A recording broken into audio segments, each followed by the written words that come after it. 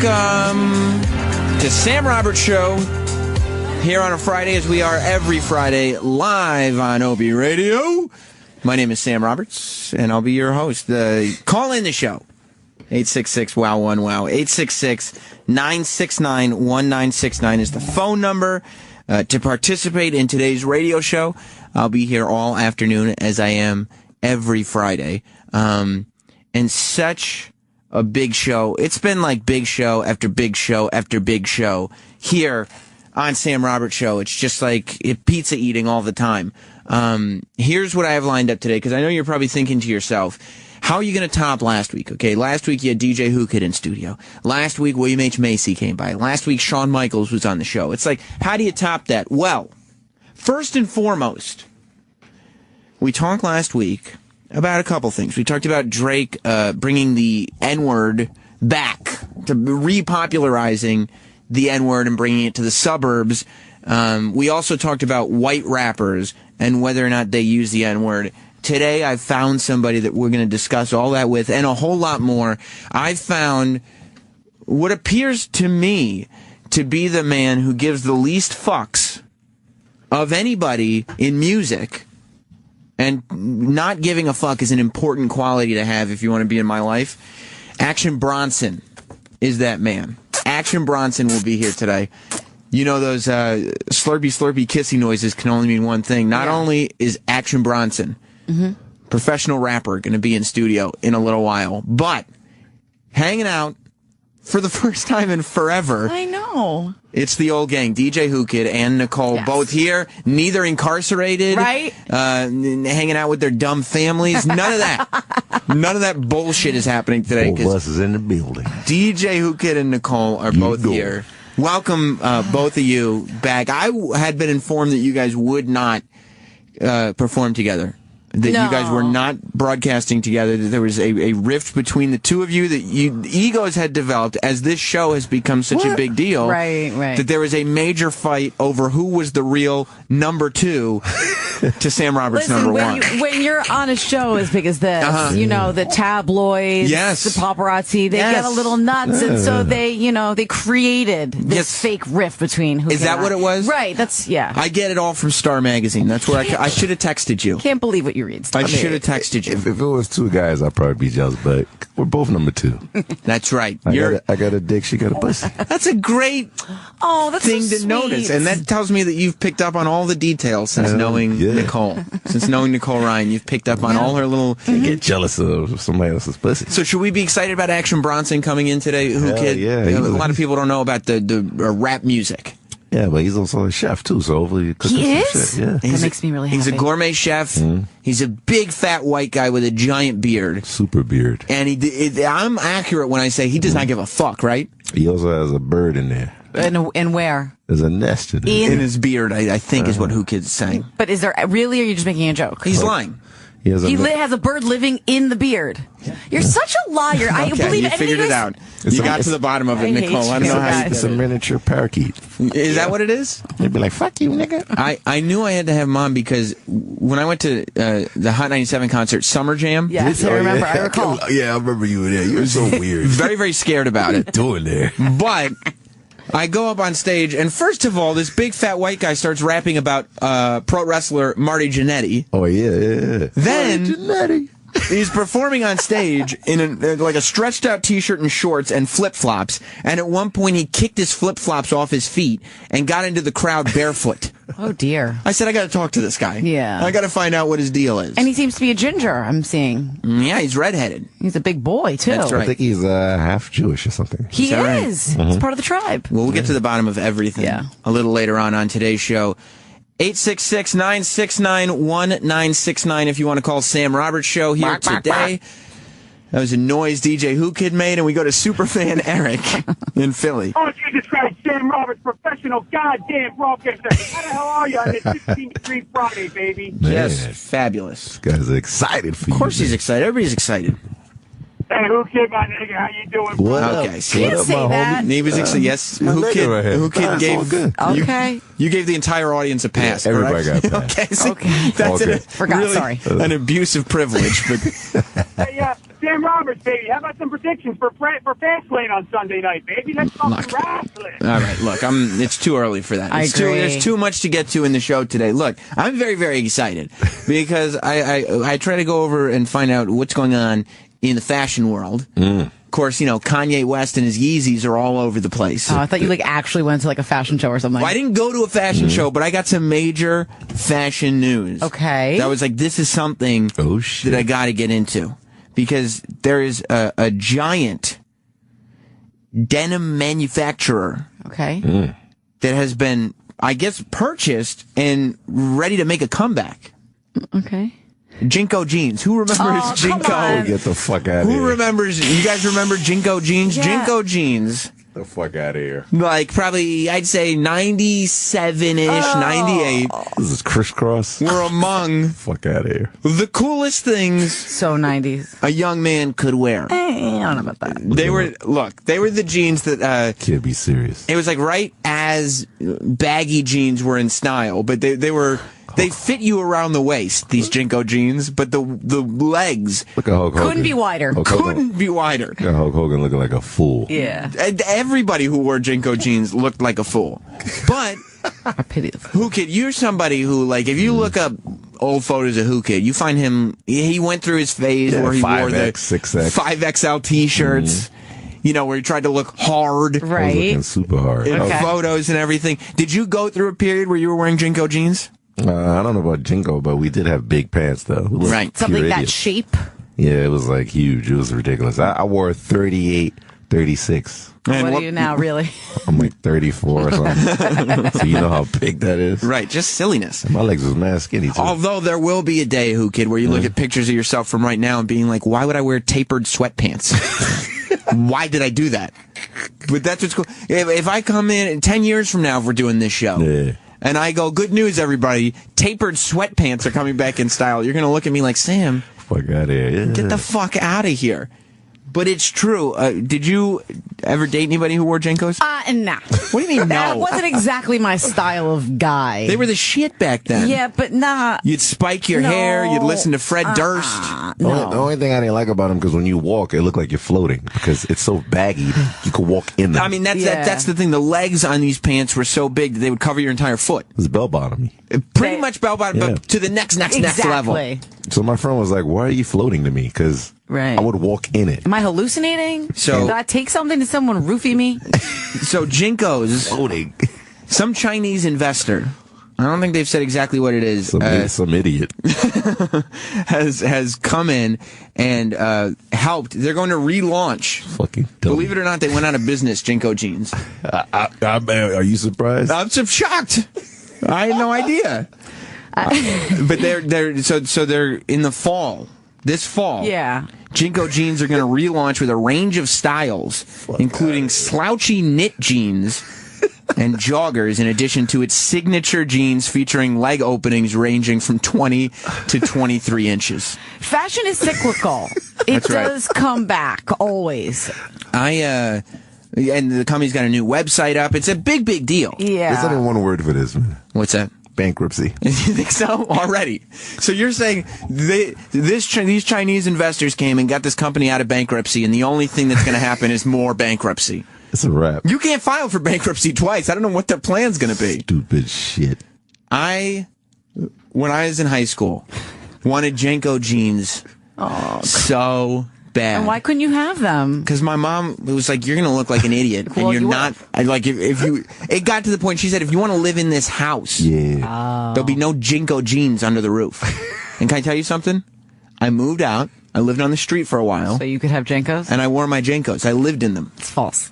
It is false. Made that up. I didn't get any jeans. My niece I just had wanted that. to sound like tough and rebellious. Right, I got you. Did I pull it off? You did it for a second. I don't know about that. Okay, you don't think so. But my niece, she was 17, and she used to wear them all the time, but she wore them to hide her baby. Oh, like fake pregnancy jeans. Like a big sweatshirt and JNCO She hit jeans. the baby in one of the legs, and I mean, how long was she able to hide the baby, though? the mother never knew. Oh, dear. So what'd she do with the baby? They're chilling. Oh, okay. That's good to hear. I mean, all's well to end well. What is the world that you live in? You hit that little nigga. Yeah, well, you got to say the slap. We'll talk about episode 2, by the way. Are you watching the slap? No. It's my favorite show. What? You watch the oddest television. Brian. Who are you? Brian in New Jersey, welcome to Sam Roberts Show. Hey, What's listen, up, pal? if you were a little more popular in high school or went out at all, you would have noticed that all those kids that were going and wearing those giant pants were going to parties in the city and smuggling drugs into the parties. Is that what they're for? Sneaking ecstasy in? They had all secret pockets in there so that you could stash shit when you go into the party. And when they check you, Whoo Kid knows, when they check you in the club, you hide it. They have pockets in the fly. They have them in the legs, all over the place. So yeah, but how do you casually, like, get a pill out of the pocket in your fly without making it seem like you're pulling your dick out? Yeah, you can't. You can't. Go to the bathroom to go take a piss. You're good to go. See, it just seems like it just seems the back pockets on the JNCO jeans would go down past the knee. I mean, like the one So while they're trying to search your pockets and they got their arm halfway down into your pants. Just so much fabric. For that 100-pack of pills that's stashed in your fly. These jeans are good for, like, if you're going to a concert. You know, you're not allowed to bring in, like, booze and things like that. Like, you could tape so much to your legs in these, and no one would. These jeans are good if you want to look cool and pick up chicks. No, that's also false. I'm going to tell you something. I got my own place now. You do.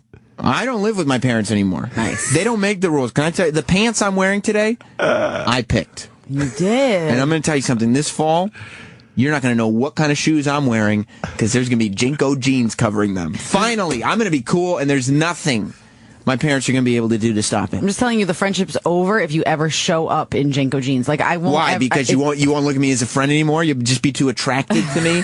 Finally, we'll be able to take that leap? I don't think so. You don't think that's what she was getting at? No. Okay. I did everything I could when I was, like, JNCO jeans age to be cool because I couldn't wear JNCOs. But my parents would shut me down at every turn. Did you ever? Well, I'm not even going to ask you, Whoo Kid, because you're not white. But, like, if you're a white kid and you were in, like, middle school, high school in, like, the late 90s, early 2000s-ish, there were, to be a male who painted fingernails was not so absurd. Wait, what? That's true. Wait, one more time? If you were in high school or middle school in the late 90s into the 2000s, being a man, masculine individual who maybe painted their fingernails was not such a big deal. I mean, I feel weird right now. I mean, if you painted them black. Black was the color. Did you do that? Yeah. Yes, I did. Okay, well, I'm leaving now. I did. It's past tense, Nicole. You got to move forward with me. You know who you're like? You're like Seth Green and Can't Hardly Wait. He wore JNCO jeans. I think he wore JNCO jeans and like a ski like a visor. Yeah. And goggles. The goggles. Yo, I gots to have sex tonight. Yes, that was you. There you are. Wish. That's you. I wish I could look that cool. My parents wouldn't let me get any clothes that cool. And there wasn't much that my dad could do Tonight. when I had painted fingernails. Oh, he must have wanted to punch you in the face. But he did. I mean, it was psychological warfare was what he did. I figured it out much later on in life. He knew exactly what to do. I mean, you never looked at yourself in the mirror and said how much of a dick that I look like. Yeah. Like your dick. There wasn't a lot I could do with what I had to work with at that time. But they were expensive. You weren't helping yourself with the black nail polish. It was of the time. No, it wasn't. You don't think so? No. I will tell you this, to your credit, I didn't get laid and have black fingernails at the same time. Okay, thank you. There wasn't a lot of crossover there. Okay. Especially with those pants. Right. And the JNCOs. Maybe that's what it was. Maybe if I did have the JNCOs, Right. then it would have been like black fingernails, JNCOs. You'll never know. I won't. Until fall. Right. But my dad did. I'll never forget. This is one of those things where with one sentence, you just destroy a human being. Okay. Because if he had, like, yelled at me or said that wasn't allowed or do anything, well, then it's like, yeah, I'm being rebellious. I'm going to keep doing this. Right. Blah, blah, blah. I painted my fingernails black, and I'll never forget. I didn't tell my parents I was going to do it. I just did it because I was, like, super badass like that. Yeah, right. Totally. And my dad walked down the stairs, and he looked down at my fingernails, and then he just looked up at me, and he went, "Hey, sweetie." And then kept walking, and I was Your like, dad said? "Yeah." And I was like, "Oh, fuck." Like you were his daughter. Right. Hey, sweetie. That's what he said. With nail polish on your nails. That's what he said. But what if I had been a genderqueer? Then that would have been inappropriate. But you weren't. But in Sam. that moment, I was like, This is really stupid, isn't it? When he said, "Hey, sweetie," Immediately. Good. That's but I didn't stop. He's like, my son got a pussy, man. Success, Dad. Success. Or called his boss. Maybe that's what it was like. There might have been unspoken. He didn't actually say those words, though. I mean, the Jackson 5 used to wear those pants too, right? So No, they wore bell bottoms, not full on JNCOs. Oh, they weren't JNCOs? They were tight and then belled at the end. They weren't like full bell from the crotch. And look at the Jacksons. They all turned out just fine. For real? Yeah. Yeah. Fuck out of here. Kevin in Maine. Hey, Sam. You're a douche for painting your fingernails in high school. What is wrong with you? Yeah. Everybody in my high school would have beat the shit out of you. Oh, wow. Well, you know what, Kevin? Maybe everybody in your high school wasn't unathletic and looking for acceptance. Okay? Kevin, that was so angry. Yeah. Thank the Lord for I'm realistic not angry. fans. All right. Thank God. You were about to give up on this whole I was thing. about to be like, what is going on? Black fingernails. Charles in Massachusetts. What's going on, Sam? How you doing? Yeah, living the dream. Hey, Me too. back in the day, we used to wear those as well, but we didn't paint our nails black. But I got another pair of pants. I don't know if you remember. I'm 29, and we had UFOs. I mean, look, UFOs are poised for a comeback. Do you remember UFOs, Nicole? What was No. Those were those giant nylon cargo pants. No. Yeah, they were like the dopest pants you could get. Those In are big pink. with like ravers and Yeah. Yes, right. The colors. Hey, you can put a TV in that pocket. But guess what? The difference between you and a raver. Well, what's the difference? So much. Why are they so huge? I don't know. They're like parachute pants. I'm so angry right now. You are? This is like being black at 100%. Like Yeah. 200%. Well, white Yeah. people need to figure out their own thing. Like, baggy pants were cool, but we're not going to wear pants that are too big for us. So let's just make pants that fit, but the legs are ridiculously Like a gay proportioned. ninja. You don't relate to these pants? Hell no. I'm going to tell you something. Who Kid, A drug dealer would love that. Who Kid, that's right. Who Kid above anyone else. Yes. Always has to, whatever is cool, Who Kid has to wear it. True. I will bet you. I'll give it till November. Come fall. I'll bet you by November, I will commit suicide. this man of a certain age will be wearing JNCO jeans. Can we mark this show so Mark we can it! pull because we can pull this audio when it happens? I refuse to have Nicole never to speak to me again. Okay. Adam in Some Texas. Shit like that. And it would happen. Yeah. You know Think what's so? up, guys? Hey. Yeah. You know what's also poised for a comeback from this era? What's that? Oh, man. You could throw a whole bat to them in big-ass pockets. Let me tell you something, Adam. Pogs never left, as far as I'm concerned. I need to see what a pog is. What, Nicole? Like, did you? This is. I remember. guess this is the difference between a sexually active teen and just somebody who was a nerd. I'm talking to all my nerd friends, and you were just too busy taking dick. What is I that? was, but what is a pog? It's there's like stickers that you could, or like patches you could sew on your Nicole. backpack. What is that? They're milk caps, okay? Oh, you were so nerdy. I'm not going to get into pogs with you. If you don't know pogs, I'm not even going to have the conversation. Come on. Chris in Colorado. I mean, that's ridiculous, Nicole. You're ridiculous. Thank you, Whoo Kid. Yeah, my grandpa owns a pair of those JNCO jeans. Oh, no. All the time. Does he think that, like, no, I may be a grandpa, but I'm still cool. I'm still, let me teach you. I still can learn a thing or two. You can teach this old dog some new tricks. I laugh at him every time I see him wear them. He calls them his winter shorts. Love you, Grandpa. I mean, they're great for winter because they're shorts, but there's enough material to keep most of your legs warm. they let too much air in. I mean, right now I wouldn't wear them outside right now. Too much air would get up in there. Mad The material on crotch there. would be freezing. You can wear like long johns, or you could wear jeans. Like I could wear the jeans I'm wearing now under my Did you JNCOs. just say long johns? Yeah, you Who can- says long johns? What do you say? Let alone who wears them. People who are cold because they're wearing JNCOs. Like, what is this so difficult for you? What's become of you? I don't know, man. I'm forward thinking. Okay. JNCO jeans are about to make a comeback, says the Huffington Post. Forward thinking. They're not. You talk to Ariana Huffington then, because she usually is up on her shit. We have a call tonight, Ariana and I. You don't believe these stupid Chinese people. Matt in SoCal. Yeah, it's a perfect day to talk about it because, Aberdeen, Washington has already made today Kurt Cobain Day since his birthday. And you got to add in the black eyeliner to the black nail polish as well. I never went that far, but I'm not against it. And when you weren't No. emo. I got totally busted by my mom once. I was, I'm around the same age as you, and I was playing baseball in a little league that was in sort of a preppy area. and I was a pitcher, so I came in with black nail polish on. And she looked at me and she's like, "No, we are going to the drugstore and we are picking up some nail polish remover. I'm not letting you wear nail polish while you're pitching with these kids." Yeah, you're not like if you can perform a sport, you shouldn't have to dress up stupid for attention. You know, you can crossover hit, man. I guess so, but it's very, very difficult for me. I needed attention some way, so Yeah, you know, clearly. what am I going to do? If you were wearing more makeup than me, then I was probably not going to bang you. I'm just throwing that out there. Did you have that as a steadfast rule, or just sort of No, just probably? looking back. I mean, I wasn't really allowed to wear makeup until I was like 16, 17 years old. And I What? definitely lost my virginity before then. So I mean, if you were wearing more makeup than me, especially eyeliner or nail polish, I mean, I just wasn't. You lost your virginity before you started wearing makeup?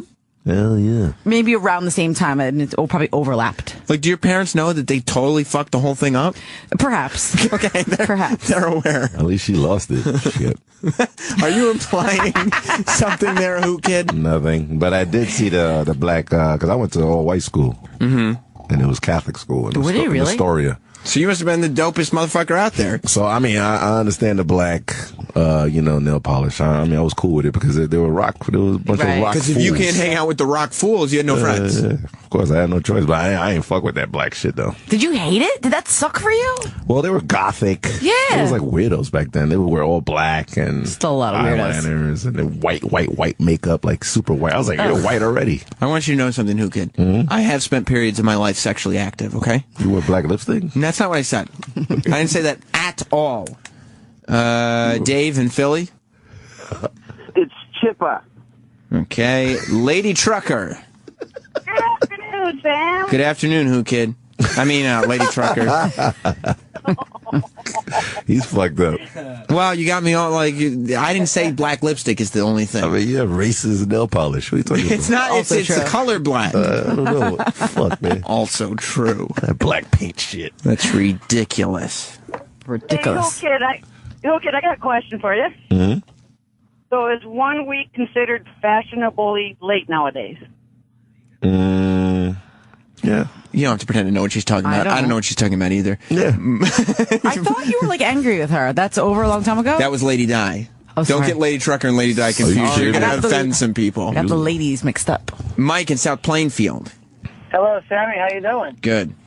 I wanted to tell you that you need some airwalks with your JNCOs. I think if JNCOs come back, Airwalks are next. No way. You don't think so, Whoo Kid? Hell to the What if Kanye puts out some fucking no. Airwalks? Can't stand them shits. Why not? It's so suede-y. They were always made of suede. They were cool. I feel like throwing juice on them. Juice on them? I'm so angry. Not even water, specifically juice? They're like the What a epitome of bully. skate shoes. I know, they were kind of dope. I had all the clothes. I had Airwalks. I had black fingernail polish. Loser. Let me tell you something. I owned a skateboard. You did, but you didn't know how to actually ride. Couldn't do a fucking thing on the thing. Wait, what were It those- was embarrassing. What were those other shoes? Sambas? Did I just make that up? There was Adidas, I think, made Sambas. Samba? They still do. Damn, man. were those cool? He definitely wasn't getting no pussy, man. No, I wasn't, Hookah. Probably That's a couldn't even fact. get dick. Yes, yeah, the Adidas I mean, must have. listen, I never tried, so I can't say that I couldn't, but certainly didn't get any vagina. Hey, Mike in Florida. Mike, Hey, what's up, Sammy? how you doing, man? What up, Whoo Kid? What up, plan? What up? What up, God? All you hotties, you guys are awesome.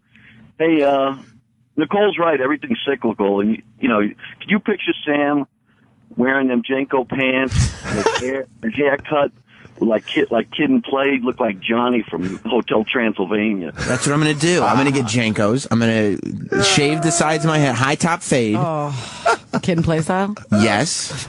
Yeah, with the Kid and Play thing, carrying his skateboard that he can't ride. And then, that's right. I'm going to just carry my skateboard around. I'm going to take my 8x10s, and Hollywood is going to come a-calling.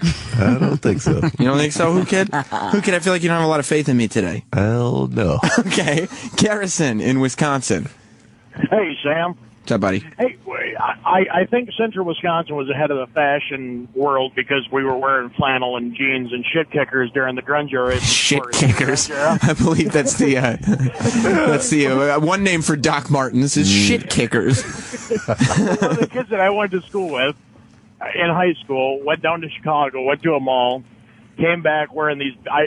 I don't know if they're the jeans you're talking about, but they're big, like huge legs with that's it. giant dollar bills on them. That works. Yeah, I'm sure they made some JNCOs with that dollar sign on it. Yeah. Badass. That means you get money. We verbally abused him so much that he actually went down to the locker room and put his gym clothes on to work for the rest of the day. Oh, what an accomplishment that is. Well, see, you can never be the first person to put the JNCOs on, but recognize the trend. You know what I mean? Right. Recognize the trend. Yeah, I recognize that, right. 8th grade was like a competition over who had the baggiest legs on their jeans. Yeah. I lost every time. What school was this? Wasn't allowed to get JNCOs. Right. What school you with in there? It's Westchester, Bestchester. You should have sewn your own. Just cut open my jeans and add. I mean, it would have looked the same. That's stupid. Mom, I'm going to need 2 pairs of jeans. I can't tell you what for. Right. People did that in my high school.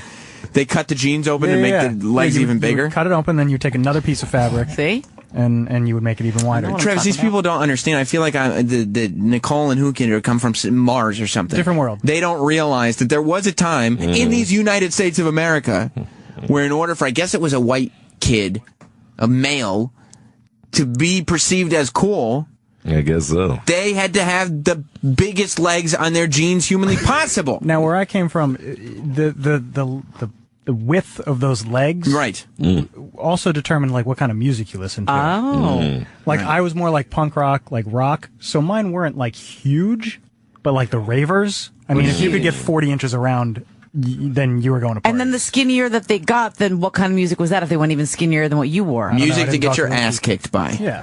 Okay. It's like Barry Manilow or something. Gotcha. Get the hell out of here. I just wanted my jeans to be whatever was the proper length for maximum acceptance. And width. Width for maximum acceptance. Right. Tom in Allentown. Sam, did you ever cut the bottoms off of your JNCOs? You know what I used to do? You didn't have JNCOs. I didn't, for the record, have JNCOs, but I did used to get my jeans, and throughout school, I would try to walk on my heels. Yeah. Because I wanted the backs of my jeans to wear down so then I could rip. Ripped up. Except you know what would end up happening?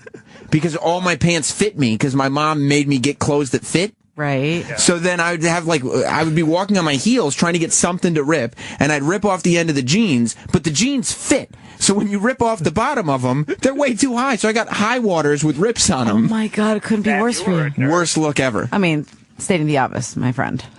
Wait, did you wear skinny jeans? Your mom, maybe your mom was ahead of the time. Maybe she was asking you where skinny jeans are kind of cool now. They were just shitty Old Navy cargo jeans. Okay. It's the worst thing. Old Navy cargo jeans that were a little too short because the ends were ripped off. Okay. You could see my ankles sticking out of my airwalks. I feel like you're bitter about it.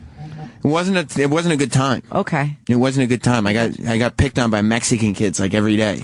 Why Mexicans? Because there were Mexican gangs in my school. There was? Yes. Why have you never shared this with me? In Westchester? Yeah, in New Rochelle, there was all kinds of Mexican gangs. Oh, poor baby. Get out of here. I got a thumbtack put in my shoulder one day. You didn't. Yes, I did. This guy's so racist, he can't tell who's Puerto Rican and who's Mexican. Wait, what did you do when the thumbtack went in your shoulder? Did you call someone? Did you go to the principal? Snitches get stitches, Nicole. Everybody knows that. I think they were Puerto Rican, man. They were Mexican. No, they weren't. There's no Mexicans in fucking Westchester. Don't talk to me about Mexicans in Westchester. There's a lot of them. And I think I've told this story before. Get out of here. But one time in my jeans that fit and my probably white zombie t-shirt that was a size large, even though I was 3'7", a Mexican kid named Jose said, "Hey, Sam, come here. I got to tell you something." Mm-hmm. And so I said, "Oh, cool. Jose wants to talk to me." And I was like, "Oh, what's up?" He's like, "It's a secret. It's between classes, so the hallway's full." Tell me, Holmes. And I go, "Yeah." Yeah, he goes, "Andale." I go, "Oh, that means quickly." Okay. And so, rapido. And so I go, okay, Jose, I'm coming. Andale is not quickly. I think it means it means the same thing. Arriba is what he said. And I said, "Oh, that means quickly." And so I went over to him, and he took off his sombrero, and he wasn't wearing a sombrero. But I went over to him, and I said, "What's going on, Jose?" And he leaned in to tell me the secret, and he took a thumbtack and he put it on my shoulder and walked away laughing. Did you cry or scream or what happened? No, I didn't. I just said, "What happened?" And it wasn't a lot of pain because I was wearing a shirt. But did you feel so sad? I'm feeling so sad for you right now, like little Sam. Like a loser. That's the problem. I looked around to make sure that none of the other kids had seen. And I don't think anybody saw it. And if they did, they were polite about it. But I just, took the thumbtack out and went along my business with self-esteem destroyed. Gangster. I can't. I hate bullies. Seriously. Well, maybe I wouldn't have been bullied so much if my parents would have let me have JNCO jeans. That's the point of the story. Gotcha. That why would Jose want to put a thumbtack into the shoulder of a kid with cool pants? You're right. As opposed to shitty cargo Old Navy jeans that I had torn the ends off of because I thought it was cool, even though they already fit, so they were too high. Maybe you need to have a sit down with your mom and let her know how you feel about what she did. She fucked it up too. Just like your mom fucked it up, my mom fucked it up. Okay. In the opposite way. I got you. You know what's the number one thing all your fans are thinking about right now? What's that? How much are these jeans? Gotta get that pair. Yeah. What do I got to do to get these Your jeans? fans, though, not my fans. No. Sam's right. I got to get a pair of these JNCOs. Holy shit! How much does this cost anyway? How much were I'm they? sure regular jeans. Huh? They cost regular. Regular. Yeah. Like $30, $40? Yeah. For real? You get them at Pacific Sunwear. All that That's what it was material for before. $30? Somewhere. That's back before it was PacSun. Yeah. Holy shit. I will. You know what? I still, to this day, when I go to a mall, I'll go into like Zoomies and Pacific Sunwear, and I'll look around and I'll be like, I wish I was still in high school. And I could buy some of this stuff, because I'd be cool now. So what's stopping you? You can still get it. Yeah, but now I'm going to look like a fucking 31-year-old wearing Pacific Sunwear. Exactly. Would you walk by the store with your mom and be like, I wish I could go in there? And she's like, we already went shopping upstairs at we Old went to Navy. JCPenney already. Yeah, we went to Penny's. Do you snap when you're with your mom walking by that store? Like, see what you did, Mom? Yeah. No, it's beaten into me. No, we're not stopping here. And I just look at that yellow windowy Gaze thing. longingly. Yeah, and all those cool hoodies and chicks that work in there and everything. They weren't giving me the time of day. I'm so happy because I look like cheap too. I look like Corey Matthews in Old Navy jeans. Totally Corey Matthews. That's what went on in my life with You a just wanted to be thumbtack. Sean. All I wanted to do was be Sean. I never saw one episode where a Mexican kid put a thumbtack in Sean's shoulder. Now, when you get these JNCO jeans, are you going to call Adrian over and just put a thumbtack in his shoulder? Fuck yes. I'm going to be that guy. 110%. I think that's cool. Well, you know what? Oh my God. Don't do that. What goes around comes around. No, that's not how it works. I believe it's called karma. What does Adrian have to do with Jose? Nothing. That's Adrian's battle. I'm talking for me. Can we look up the word loser? No.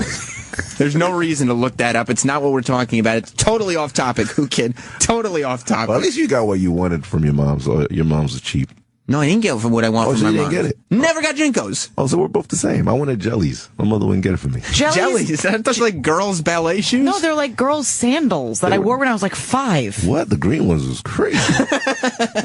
Can you look up jellies right now? No. Jellies are girls' shoes. Yeah, they are 1,000,000%. I'm going to get my. I think actually Parker had a pair. What? Yep, there they are. Those are jellies. Jellies are girls. There you go. Jellies. Whoo Kid, why would you? What did you want to do with a pair of jellies? They had the homie ones. I used to play dodgeball with them. Homie jellies. What? Please don't say you. Look at the scar on my chin. I slipped. You played dodging the girl ball. shoes. No, You they played weren't. dodgeball in jellies? Yeah, I was chilling. Look up jellies for men. Yeah, maybe that's what's going on. That Oh no! This is like the 80s. Oh, this is bad. Who Kid? You can't wear jellies? Did you wear skirts too and be like, oh, these are the homie skirts? No, it was because it was clear. I wear a dress, but this is for men. men's dresses. Yeah. I love jellies. Yeah, of course you So did. did I. Just so much weirdness going on. Nicole, I can accept that from you because you're a female. You know, As Who Kid, you pointed out earlier, you have a penis. Nicole has a vagina. Yeah. I do. Ian in Ohio. Hello? What's up? No, jellies. it's Dan. I don't care. What's going on, man? Oh, I'm sorry, Sam. It's all good. Well, fuck it. This isn't what I want to say, but Who Kid's probably wearing Crocs right now, too. Yo, man, Crocs is my shit. I play cricket in those things. I ain't gonna fry at him in Australia. Did you wear a chain wall with your JNCOs, too? Listen, I told you, I didn't have JNCOs. But to answer your question, did I have a chain wallet? The answer is yes. Of course you did. Did you wear the Oh my God! Let me tell you, not only did I have a chain wallet, which, by the way, I didn't even know that chain wallets are made for bikers, so you strap them to your belt loop so they don't fall off your bike. Exactly. I was just like, oh, somebody had the brilliant idea to attach a fashionable chain to this wallet. Is that a white item? Is that only for white people? I A think chain so, wallet? if you want to know the truth. Except they're for white people and like those, like that subsection of black heavy metal kids. And if you really think about it, it's a stupid product because someone could just grab the chain and pull.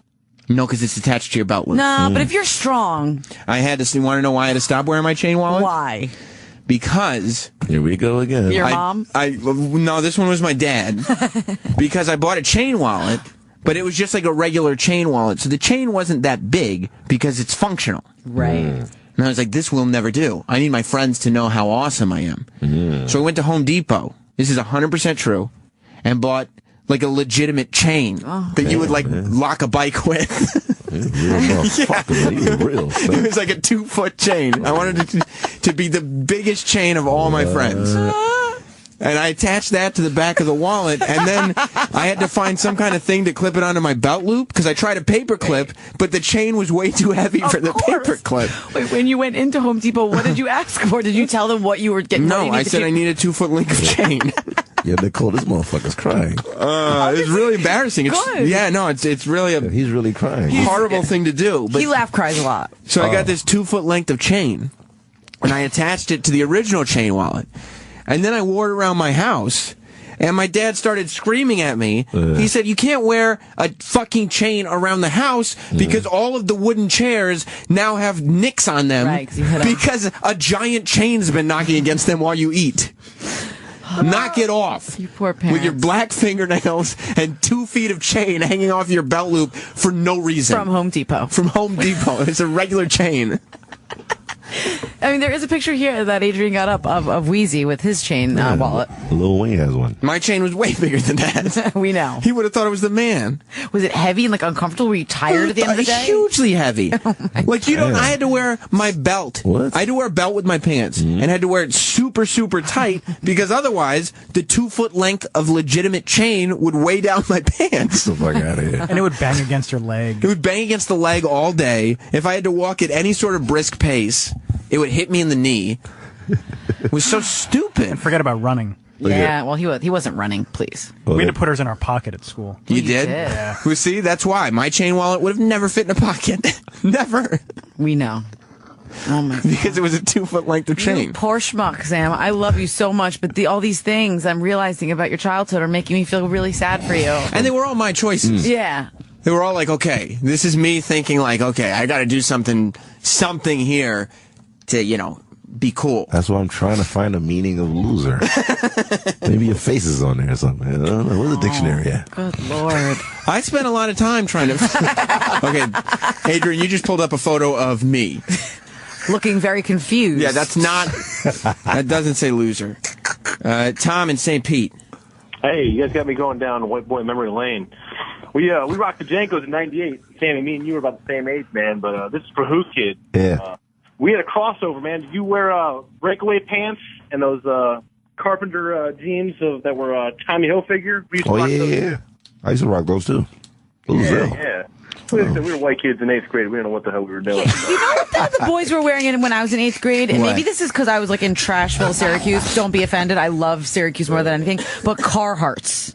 Like Carhartt. Oh, yeah. The beige pants. ones? The beige ones? Yeah. Like Well, that's because you went to school where, like, In the boonies. guys hunt and are homophobic and are, like, kick the shit out of anyone who's different. Right. Like, that's, like, people don't understand that, like, upstate New York and middle America and the South, like, everything, it's all the same, really.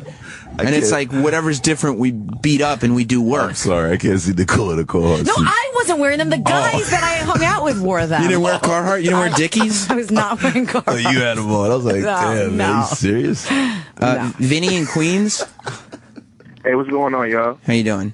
Whoo Kid, my man, you fucked up with them jellies. Yo, those were specifically for females. That was never for dudes. Thank you. I really didn't know. Thank you, Vinny. Nah, man, how do you don't know this? Yeah. Toes and all of that, they. I ain't gonna front. I was playing dodgeball with those things. I was slipping everywhere. Because they're not meant for sports activity. For real? For real. Nicole said you felt sorry for Sam, but I think you need to feel sorry for this young man. You're right. You're right, Vinny. You're right. I mean, at least all the loser stuff I was doing was like stuff that like loser guys green. do. Right. They weren't pink or red. They were green. Yeah, I had green Women's ones shoes. too. That's like saying, like, look, I bought these stilettos. Don't worry, they're blue. Right. Right. Boys wear blue. Correct. Look, my pantyhose are black, so don't worry about it. It's not a feminine color. They had to be male jellies. No, I think back you're then. completely This is wrong. The 80s. Someone was playing a joke on you. Run DMC. I remember Run DMC was out. And Wearing I was playing jellies? dodgeball in the backyard.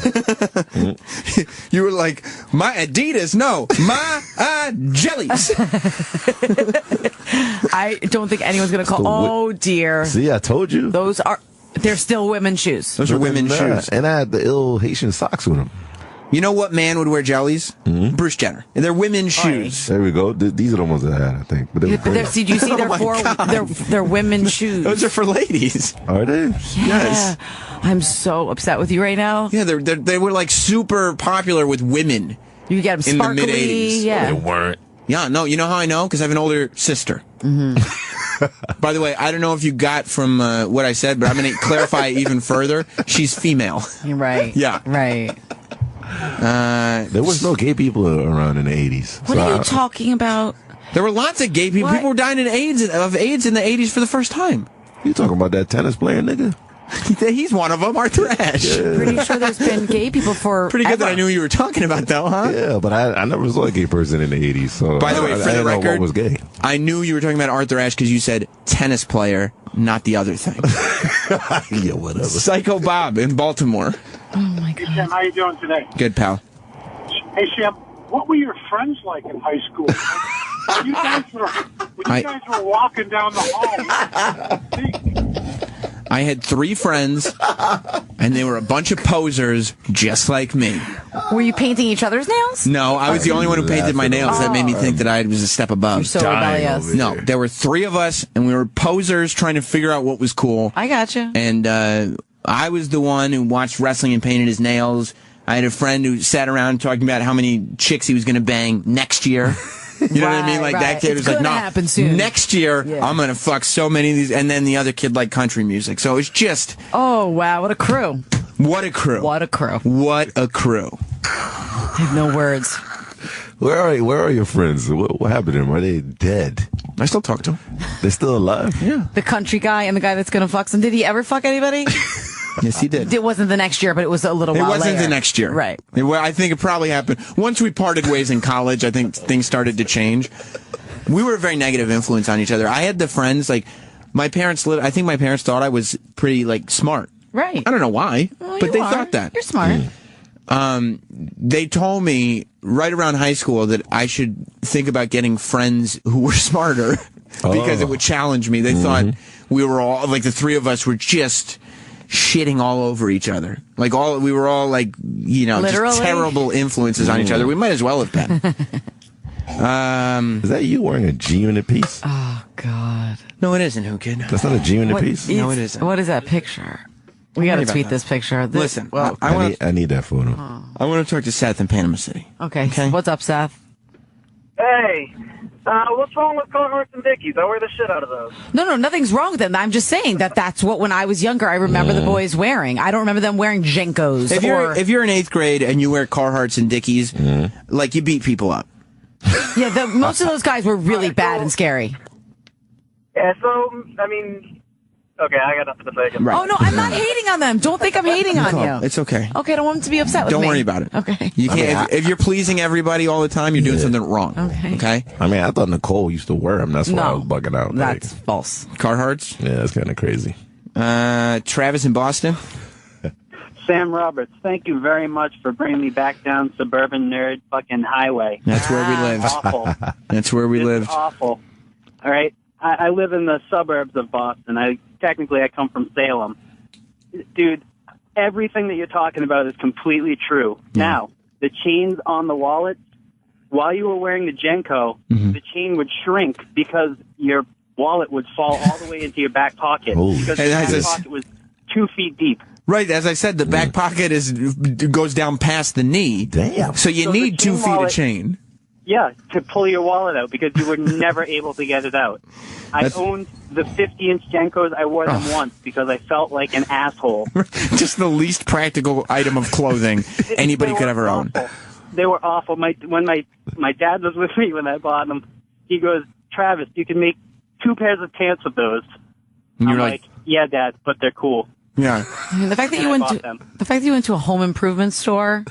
Are you talking about Home Depot? Yeah. To get your extra, extra large chain. Are you saying most people don't go to Home Depot for fashion accessories? Perhaps that's what I'm saying. Well, yeah, Nicole, what would you do if you were, you're about to get married and your husband-to-be had to put JNCOs on at the wedding? Most likely it would be over. Is there any JNCO weddings online? Anybody want them? I'm sure.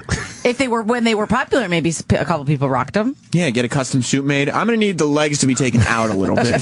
No, a little more. No, a little more. Thank God there's none. I mean, this was the same era when people were wearing like dog collars that were actually dog collars. That is true. And when I say people, I mean Sam Roberts. Oh, no. Stop admitting these things. Stop with the list. I did not wear a dog collar. Did you wear a dog collar? Come on. Did you wear a dog collar? Because I'm leaving. I can't do this anymore. Are you asking every day or if I ever did? Ever. You wore a dog collar? Not every day. Oh, my God. I think Justin Timberlake had a pair of those. Look at what Justin Timberlake wore a denim tuxedo to the MTV VMAs one year, okay? And everyone made fun of them. Well, so get off my back. Wait, did you wear a dog collar? You didn't answer me. Did you wear a dog collar ever? I will kill you if you wore one. That happened. Just lie. Oh, I can't lie, kid. I'm not. That's not what this is about. Then what did your parents say to you? I mean, that is rock bottom, a dog collar. You think so? Yeah. With spikes and everything? No, it was a chain dog collar. Word. Oh. It was cool. No. Was. No. But things changed. No. What color were they? Brown? Black? No, it was a chain dog. It was metal. I can't. What are you, a pit bull or something? What the fuck? I was dangerous, Whoo Kid. I couldn't be contained. Fucking poodle over here. Joe in South Jersey. Yo, Sam, what's up, man? How you doing? Hey, man, with all this cold going on, when you throw on your JNCOs, make sure you put on that starter jacket so you look real cool. Starter jackets are coming back. Yeah, they're actually popping right now. They're popping. Mm-hmm. Starter jackets don't look so stupid. I got one the other day. Yeah, I would wear a starter jacket. Because that's just like a throwback jersey, like, you know what I mean? It's just like a team logo or whatever. I'm actually wearing one for Boston. I got booked for St. Patrick's Day. And you're in Boston, and I got a starter jacket. Is it green? It's green. Yeah. Celtics? Mm-hmm. That's what I'm talking about, Whoo Kid. You're a fucking dog collar, dude. Ugh. Not every day. I'm saying I didn't do it every single day. It doesn't make it better. You put it around your neck and you walked out the door. Did it fucking neck up? Like, was it red? Did you get a rash? I didn't get a rash. Oh, no. I mean, like, was it a little heavy around my neck? Yeah. Yeah, it was a little heavy. Why did you do that? It wasn't comfortable. Answer this question. Why did you do that? Were you trying to impress a girl? Whoo Kid, I was trying to impress anybody who would look. It sounds like you were trying to be a part of like 3 different groups. You're Travis, right. I don't know if Travis, you're so right. I didn't know what was going on. Okay? Obviously. I didn't know. I remember when I was in like 6th grade, before any of this started, I was just looking around. And I recognized that some people were cool. And one of those people was not me.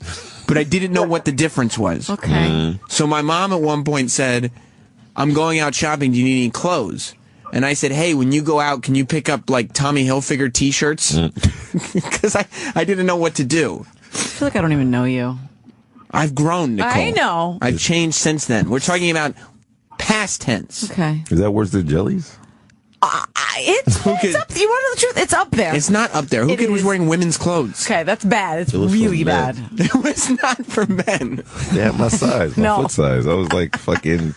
I was 11 or 12. It was for a large woman, Whoo Kid. You were wearing Brooke Hogan shoes. I was 12 years old. Fuck. Sean in California. I can't believe that you went to Home Depot, bought a chain, and didn't realize why you put a custom chain on it. No, I didn't know.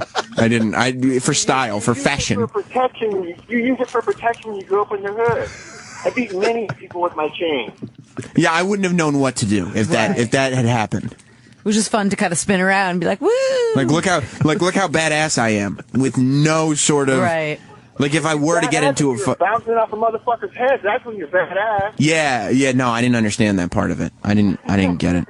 Mr. Lee in New York City. Hello, Sam. It's Mr. Lee. I have seen you at A1 Nails and very wrong. Where are your manicure? Oh, this is my manicurist. Mr. Lee. Your manicure. Oh, thank you. Thank you, Mr. Lee. Mr. Lee, ladies and gentlemen. Of course, right, you kid. Scott in Harrisburg. Sam, did anybody think you might have been retarded? I don't like that word. They certainly didn't think I was cool. Handicap. Yeah, maybe handicap. Maybe special needs. Or dumb. And maybe I think it wasn't. Retarded is not the word. No. Stupid is the word. They thought I was an idiot. Lost. Yeah. Stupid Lost. fuck. Confused, maybe. There's so many words that come to mind. Dumbass motherfucker. Nicole, if you'd known me in high school, I think I still would have loved you. I don't think so. I don't think you would have even said a fucking word to me. That's what I think. I don't agree. No? I wasn't like that. I wasn't like only talk to like certain people. I was friends with everybody. I don't think I was even nearly this charming back then either. Nicole, if you saw him, you'd be like, see ya. If I saw you in jellies, I would definitely be like, see ya. You'd be like, that is one ugly girl. I'd be like, can I borrow those? I would be tap dancing for your love. You'd be like, well, you'd look at him, you'd be like, well, jellies, that's a girl's shoe. Eves is a girl's name, so. I mean, Whoo Kid. You son of a bitch. I had the heavy-ass socks in them fucking jellies, man. Yeah, that's a bet, because those are not meant for socks, are not meant to go in jelly, so that's a double whammy for you. I had heavy socks. It was sticking out the holes. Oh, shit. You were the guy. You were the black dude wearing black socks and his flip-flops. Oh. No, it's cool, dog. It's cool. No. I play dodgeball. I really can't believe all I see is women wearing them things. Yeah, honey, I'm so sorry. Well, they're women's shoes. Yeah. It's very believable. Jessica in Chicago. Sam, did you get your dog collar at the pet store? Oh, no. That probably. I mean, quite probably. I don't remember specifically, and I don't want to make up stories or pump things up or whatever, but this is not, The pet store or Home Depot. One of the two. Well, that's where I got my fashion accessories. We know. So you gotta tell me, you just tried them on to see which one fit? How'd you do that? It fit. I didn't have the widest neck, believe it or not. When I was in like middle school, high school, I wasn't the brawniest of men. Right. Yeah, I guess you're right. Snowy in Michigan? Hey, Fido, did your mom see you walk out of the house with the dog collar on? Yeah, I'm quite sure. Fido. And her heart broke a little bit each day. I'm quite sure that my parents went through several years where they thought they had raised a complete moron. And for several years, they had raised a complete moron. They wouldn't let me wear anything with spikes, though. What do you think God was thinking when he saw you with that? God? Mm-hmm. Why did I waste my DNA and spiritual energy on this idiot? Right. I've created this amazing world where he can experience all these different things and have all these, and this is what he does. Like cocaine and all this other good stuff. I don't know if cocaine was specifically what he was after, but he certainly wasn't dog collars. Now that is hot. Rihanna can wear a dog collar. Rihanna got That's what I look like. Yeah. Both of us look super cool. I want to put my dick in her mouth. Okay, well, you probably would have wanted to put your dick in my mouth, too. Chris in Virginia. Probably. I remember I was trying to figure out what group I wanted to fit in with. Yeah. And I was testing the waters, and I bought a pair of Airwalks. And the first day I came to school with them, they called me a poser, and I just didn't wear them again. And it turned me off from going. I was glad they did that, because I probably would have bought JNCOs next. I mean, look. Did you ever once the swing movement came back around, did you repurpose your chain wallet with your zoot suit? No, I didn't go that far. I was also I couldn't go that far. I was unwilling to take risks like that. I wasn't going to change a whole outfit, but I'd wear a fucking 2-foot chain on some stupid Old Navy cargo jeans. Right. These are the decisions I made. James in North Carolina. James. Motherfucker. Good talk, James. That was great. All right, let's wrap this up. Steve in New Hampshire. Hey, I was wondering if Whoo Kid, did you find your sandals at a WNBA practice? I really don't know where I got them from. I think I know, a women's shoe store. Wherever Al Bundy worked, that's where you got your shoes from. Whatever. Garrison, Wisconsin. Haters. Yeah, sorry to go back in again, Sam, but Whoo Kid, when you were wearing your jellies, did you have the tight roll jeans at the where you folded them over on the bottom and then rolled them up? The opposite of the JNCOs. Nah, I actually had my uniform, my Catholic school uniform with it. You wore a Catholic school uniform in jellies? That is literally what a pedophile would describe as his fantasy. Oh yeah, I saw her wearing her Catholic school uniform and some jellies. Who gets same thing I wore. Niggas ain't touching me. You upgraded, Sam, after all the chaotic shit you used to wear. What do you have on now? Explain it's fashion week, right? It's over, but what do you got on? I have. Explain what you got on. I figured myself out. All that matters is get your name brands out. Doesn't what you have got on? dot collar. The shirt's from J. Crew. Nice. Okay, you doing it? It's an Everlast t-shirt. Oh shit. Everlane t-shirt, not right. Everlast. Everlane, that's much better than Everlast. Okay. Everlane. What kind of pants you got on? These jeans. Uh-oh. Why are you nervous? I don't know what's going to come out of your mouth anymore. I just don't. All Saints. Oh, fucking Like, are you All kidding Saints, me? Nice. You're All redeeming Saints. yourself. Keep going. All Saints is the jeans? Yeah. What? All Saints. Never heard of that. What is that? You never heard of All Saints? All Saints is dope. It's dope. All Saints is the dopest shit ever. It's like white boy jeans. Jay-Z mentioned All Saints in a song. Hey. Mm-hmm. He said, All Saints for my angels. Alexander Wang, too. Well, get the fuck out of here. And What you got on?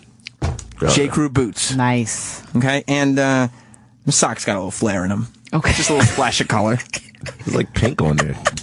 Yeah, there's a little pink. I'm manly enough to pull turquoise. it off. It's pink and turquoise. It's pink and turquoise. I've come a long way. Yes, you have. A long way. You doing it, my nigga. I am. Thank you, Whoo Kid. Thank you for saying I'm doing it and for calling me the N-word. Oh, yeah. Makes me feel good. Yeah. There's a lot that I want to get into. Everybody wants to. Everyone wants to talk about this. Yeah, Doug in Jersey. Hey, man, what's going on? Great show. Thanks. Love this conversation, but I feel like we've fully dissected the Sam Roberts wardrobe. Yeah. I'm curious what a young Sam Roberts did for hobbies after school. Oh, yeah. Pops or yo-yos or any of that good stuff. Yo-yo. I watched a lot of wrestling, masturbated, and didn't get laid. That's straightforward. All right. Yeah. And listened to White Zombie a lot. That was my life. Yeah. It was a great life. It was. You know what?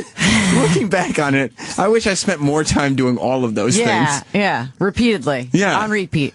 That sounds like vacation now. Yeah. Like when I get a week off work, oh man, I can't wait to masturbate, watch a lot of wrestling, and play Pogs, I guess. I don't know. Right. Sounds great now. So much to talk about today. As I said, in a little while, Action Bronson is going to be on the show. Maybe I'll see if Action Bronson ever went through awkward phase. I'm sure he had it. He's the coolest motherfucker there is right now. He dresses weird now, so. But he pulls it off. Right. Yeah. You know, that's the difference. There's a couple of videos I want to play for you. We should talk about the Oscars, I guess. We got to get into episode 2 of The Slap. Who Kid? You got to experience episode 1 with me. We got to do it. Come Are you on. watching The Slap? No, Nicole? I'm not watching The Slap. Why? I don't watch anything you watch ever because you watch the weirdest shit ever. Yes. Nicole, I don't like good TV. I like bad TV. We know. Horrible. We know. TV. And I like to share that. So a lot to get to here on Sam Roberts Show. Stay tuned. A lot more to come. My sentiments exactly. Welcome back to Sam Roberts Show. Getting a lot done. Probably revealing way too much. But I get diarrhea of the mouth sometimes, and I don't like to lie to the people. I like to be there with you guys. I like to be there with you, DJ Whoo Kid. I see, buddy. You, Nicole Ryan. And, of course, the audience, if you want to be there with us, 866-969-1969 is the phone number. You can tweet me at NotSam. I haven't bothered to check those tweets yet, because after that last hour of radio, they probably won't be kind. They're not. You can also tweet Whoo Kid at DJ Whoo Kid and Nicole at Mashup Nicole. Jesus Christ, so much to get into. Yeah. I don't know if I don't know if I'm gonna watch. WWE is putting on a pay-per-view on Sunday. This is a wrestling pay-per-view. You're not going to watch the Oscars? Here's the thing. You're torn. I'm very torn. Okay. Oh, Because no. I'm a live tweeting type of guy. You are. Love to live tweet something. I'm thinking next week I'm going to live tweet The Slap episode 3. We'll get into that in a little bit. You know we will, Whoo Kid, don't you? Can't wait. Motherfucker. But I don't know, because half the people on Twitter that follow me are wrestling fans. So if I'm not tweeting the pay-per-view, they're going to be like, what the fuck are you not watching wrestling for? Right. And the other half hate wrestling. And they're like, hey, I've got an idea, Sam. Stop live tweeting gay shit. I don't want to hear either of those two, so I don't know exactly what to do. Right, I got you. I'll probably go wrestling, but I don't know. Have you decided? I mean, duh. Probably Oscars. Thanks for knowing me so well. Did you see the movies? No, not really. But No. I don't watch for that. I like the red carpet. You know, I'm like a Oh, isn't lame that girl. fun? I like the red carpet, and I usually watch like the first couple of words, and then I'm half asleep. That's it. Because I like to drink during it, so then I fall asleep. You get all fucked up during the red carpet. Yes. By the end of it, she looks fucking hideous. And then I'm out. And then that's it. That's a wrap. Is it me? They're all drinking anyway. No, not the Oscars. Drinking. Only at the Golden Globes they're allowed to drink. The Oscars are drinking champagne and all that. Popping bubbly? What? Wait, do you watch the Oscars? No. Why not? Because I'm black. Oh, that makes sense to me. I get watching that. that shit for. I get that. Rob. Watching movies illegally. I'm gonna fucking watch Oscars. Right, like what am I going to give an award for a bootleg movie? I get that. Yeah, I get that. Rob in California. Hey, guys. Hey. I got to tell you, you guys, the three amigos, I love listening to you retards on Friday. Thanks. No, you don't. I mean, you could phrase it totally differently. Yeah. And Nicole's going to say thanks just because it's a compliment, but I don't appreciate it. I don't like that word. I've told you. All right, well, then you're right, Nicole. I take that back. All right. I mean, I'm the one who had the objection, but go on. I got a stupid question about Twitter.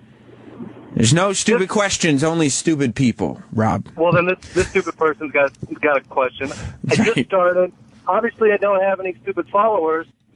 There's no chance of me ever getting a retweet then, correct? Well, I mean, if you're funny, you'll get retweeted. That's yeah. I mean, if you want, I mean, what do you want to get retweeted for? Just to read my shit out there and know that when I throw a zinger out there, fucking the man Sam thought it was funny. Well, so mentioned me, and then if I'm like really think that's funny, I'll retweet it. But there's almost a 100% chance that I won't, because you're gonna have to come into this little range of funny on Twitter where you're gonna have to get it's gonna have to be funny. There's a lot of not funny tweets that I just ignore. Right. But then it can't be too funny where it makes me insecure. Right. So it's got to be right there where it's got to be right in that sweet spot. What does he want? Attention or followers? What does he want? Retweets? No, I'm one of these douchebags that think they're halfway. Like you guys, you thrive for some attention. You know, I just want a little bit of, you know what? This guy's someone cool, or he's kind of funny. Want some love. All right, Rob. Well, then go out and create something, okay? Like, you can't just sit there, you know? It's someone cool on Twitter. I'm going to tweet you something. Okay, tweet me something, and that Adrian is writing a note that says he can tweet me, but that is just an attempt for Adrian to get his stupid Twitter plug, and it is not happening. Well, if he hadn't tried so hard, maybe it would have. We'll see by the end of the show how I'm feeling about your Twitter plug, Adrian. I don't know for sure right now, because there were a lot of photos of the word loser during the last segment. There was. Which I noticed. He actually Googled the word loser. That was funny. So you're not interested at all in who wins these Academy Awards? Not really. It's just I like to see who's with who's acting like snubby to each other, who's wearing what. I really don't give a shit who wins. You know who's the guy who said that Sam Smith? What's the fat gay guy? He's not fat. He's a little chubby. Okay, fine. Sam Smith. Yeah. You know who is the guy who said Sam Smith would sweep the Grammys? We won 4. Yeah. Who? Primetime Sam Roberts. Oh. That's right. That's right. That's fat to you? Where's the chin? He's You know soft. what I mean? He's soft. He's cherubic. Right. He's a pudgy gay guy. He's a little pudgy. Okay. And that's fine. I think he's great. I love the song Stay With Me and all those. I think he's great. Right. Just saying. There's one movie I hope that wins now. What movie? Y'all gotta think I'm gay or something. Go ahead. Is it for Best Picture? Come on, this is the Trust Tree, Whoo Kid. You can say anything here. Y'all gotta think I'm gay. Can I tell you something? We already think you're gay. Okay. You wear jellies, All right. so it's all good. The Grand Budapest Hotel. I was Really? I was watching it on the plane the other day. That shit was funny. Who Kid, you're a Wes Anderson fan? I loved it. Is that even up for an Oscar? Yes, it is. Okay. I mean, Grand Budapest is up for everything. Grand Budapest is up for Best Picture. Oh, is it? It's up for see. Best Director. I like that shit. Can I make? I'll make you my predictions, Who Kid. Boyhood's Gonna Sweep or Birdman, which you loved, we know. I love both those movies. Okay. Neither one of them's gonna sweep. What's going to sweep? No one's going to sweep. Okay. They're going to play with the emotions a little bit. Because I'm going to tell you something. Grand Budapest Hotel, Wes Anderson, he's getting Best Director. Because the Academy loves Wes Anderson. Now it's like, this is your moment. We're giving this to you for Tenenbaums and everything you've ever done with Bill Murray. This is like Wes Anderson's thing. Like when they gave Scorsese the Oscar for Departed, it wasn't actually for Departed. It was for everything he's ever done. He's done, yeah. Right. So he's going to win Best Director for Grand Budapest. He's not going to win Best Picture, though. He's not? And people are going to think, they're going to be like, oh, well, obviously they're going to give it to the Grand Budapest Hotel. They gave it to Best Director. And they're going to say, wrong, because Boyhood is winning Best Picture. Boom! You think Boyhood, too? That's right. Best Picture, not Best Director. Okay. Then, they're going to give actor and actress to Theory of Everything. Right. The guy and the girl from Theory of Everything, the Stephen Hawking movie. Yep, exactly.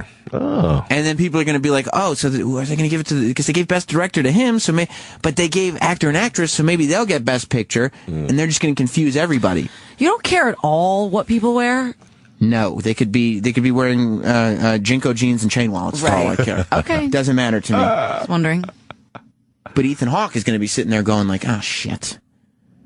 Like a I mean, we're on the radio. Couldn't you just put it on silent? little professionalism, okay? Words.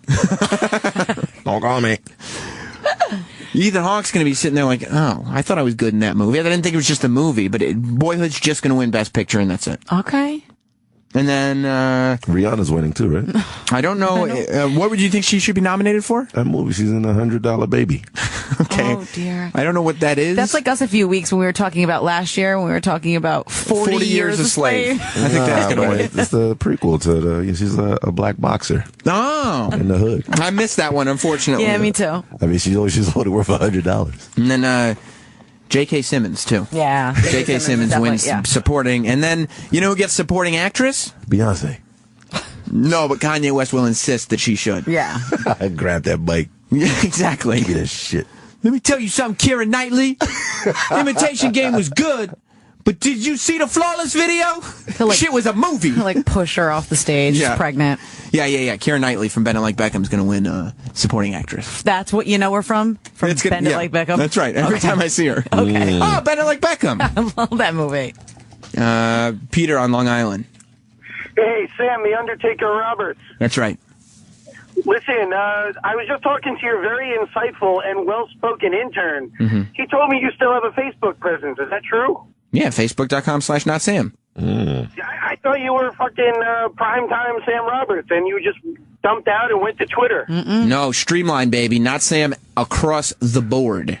Oh. By the way, Nicole, right now I am wearing Craftsman boots and dirty work pants. You're getting her wet. Sexual and violent all at the same time. Wow. I got a Carhartt. Yeah. All right, thanks, Peter. Derek on Long Island. Shit. Yeah. Hey, how you doing, everybody? Good, pal. Just curious if any of you had seen the movie Whiplash. Didn't. What your feelings on it are. I like that movie, Whiplash. Did you see Whiplash? No, I didn't see it. Basically, it's a movie about a kid who plays the drums. Mm-hmm. Oh, and then that guy's really like intense on him. His teacher is Schillinger from Oz, and berates him constantly, and he's very, very harsh on him, and it's almost like a thriller, like torture. I mean, he doesn't torture him. I'm like tying He's a him teacher. It's not 50 Shades of Grey. Okay. Oh, now that is basically the only movie I've seen in the last however many months. You saw that movie? I mean, yes. How was it? It was everything. It really strikes me as horrible. I didn't see it. Listen, it's not an Oscar movie, but I enjoyed it because I read all the books in like a week. Was there a lot of fucking in it? Yes. Good question, Whoo Kid. Really insightful. It was. What was how many minutes? Like 40 minutes of fucking? Most of it. Get out of here. No, not most of it. A good majority of it. There was some great scenes. Damn, the white guy was getting it in, huh? You know what the thing, though, delicious. is? There is porno. It was basically porno. But it's not, you know what the difference is between that and porno? Porno's better. Because there's people actually fucking and you can watch them. And you can see the dick go in the pussy. That's what I'm looking for, Whoo Kid. That's what I want to see. You can't see it, but it's insinuated, and sometimes that's all a girl really wants is just to like. Just the idea of it turns me on. Fantasy of it. You don't want to see the dick go in the pussy? No, I mean, sometimes when I'm seeing that movie, I did not need to see that. No. See, guys will look at a porno and go like this. Like when I watch porno, I'll go, yeah. Prove it. So weird, Nicole. And then I have to see it. You're unbelievable. Because all like the Skinamax movies and stuff, like the softcore, it's like I don't believe that. I don't see. Prove it. It's cum coming out of that pussy. No, I need to see that. Between porn and Skinamax, like I'm going to always choose porn. Right. But in this case, I really enjoyed the movie. No, did you? Yeah. And I don't care if anybody thinks that that's lame. I loved it. Good for you. Did dick go in the butthole? Yeah. Was that anal sex in the... That was just like that, Adrian. Thank you for the picture. Oh, wow. 50 Shades of Brown. That's right. Listen, it was a great movie, and it made for a lovely evening for me. Let's just put it that way. Who would you see it with? Did it get your juices going? Did your husband go with you? Uh-huh. I forced him. He fucking kicked and screamed the whole way and was like bitching about it the whole time. Did you do S&M that night? We wouldn't say we did S&M, but we just did it. Just sex, though. Yeah. Okay. No tying. Jesus. I mean, there might have been something, you know. What was it? What was the thing? I mean, it's not like there's like a lot of like we didn't get to in this movie like any of the real. So what was the thing that you were doing though? There might have been something. There might have been some tying up involved. Yeah, with what? I mean, do you have ropes? No, we stopped at Home Depot. There you guys, your chains. It's amazing what you can get at Home Depot. What did you use? Sheets? It's none of your damn business. Yes, it is. I was so revealing in the last hour. Why wouldn't you want to share? Tube socks. Were you fun of my jellies, right? And you had just joking. I was a tube You had to pretend. Oh, I'm stuck here. I hope nobody takes advantage. No.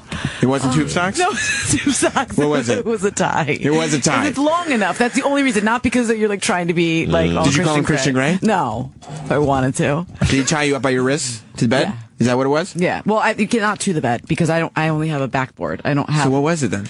Just tied to me. Oh, so you just couldn't move your arms? Yeah. That's so weird. This doesn't even seem worthwhile. You could have just moved your arms then. Yeah. No, you weren't stuck anywhere. but I didn't move my arms. Okay.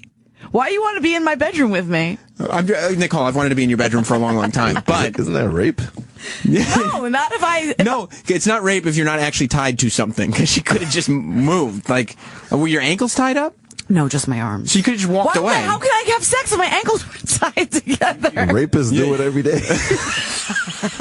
And that's a shame, quite frankly. I'm sad about that. You need to open your legs. No, yeah, I know. But you could still do like one of those plie moves.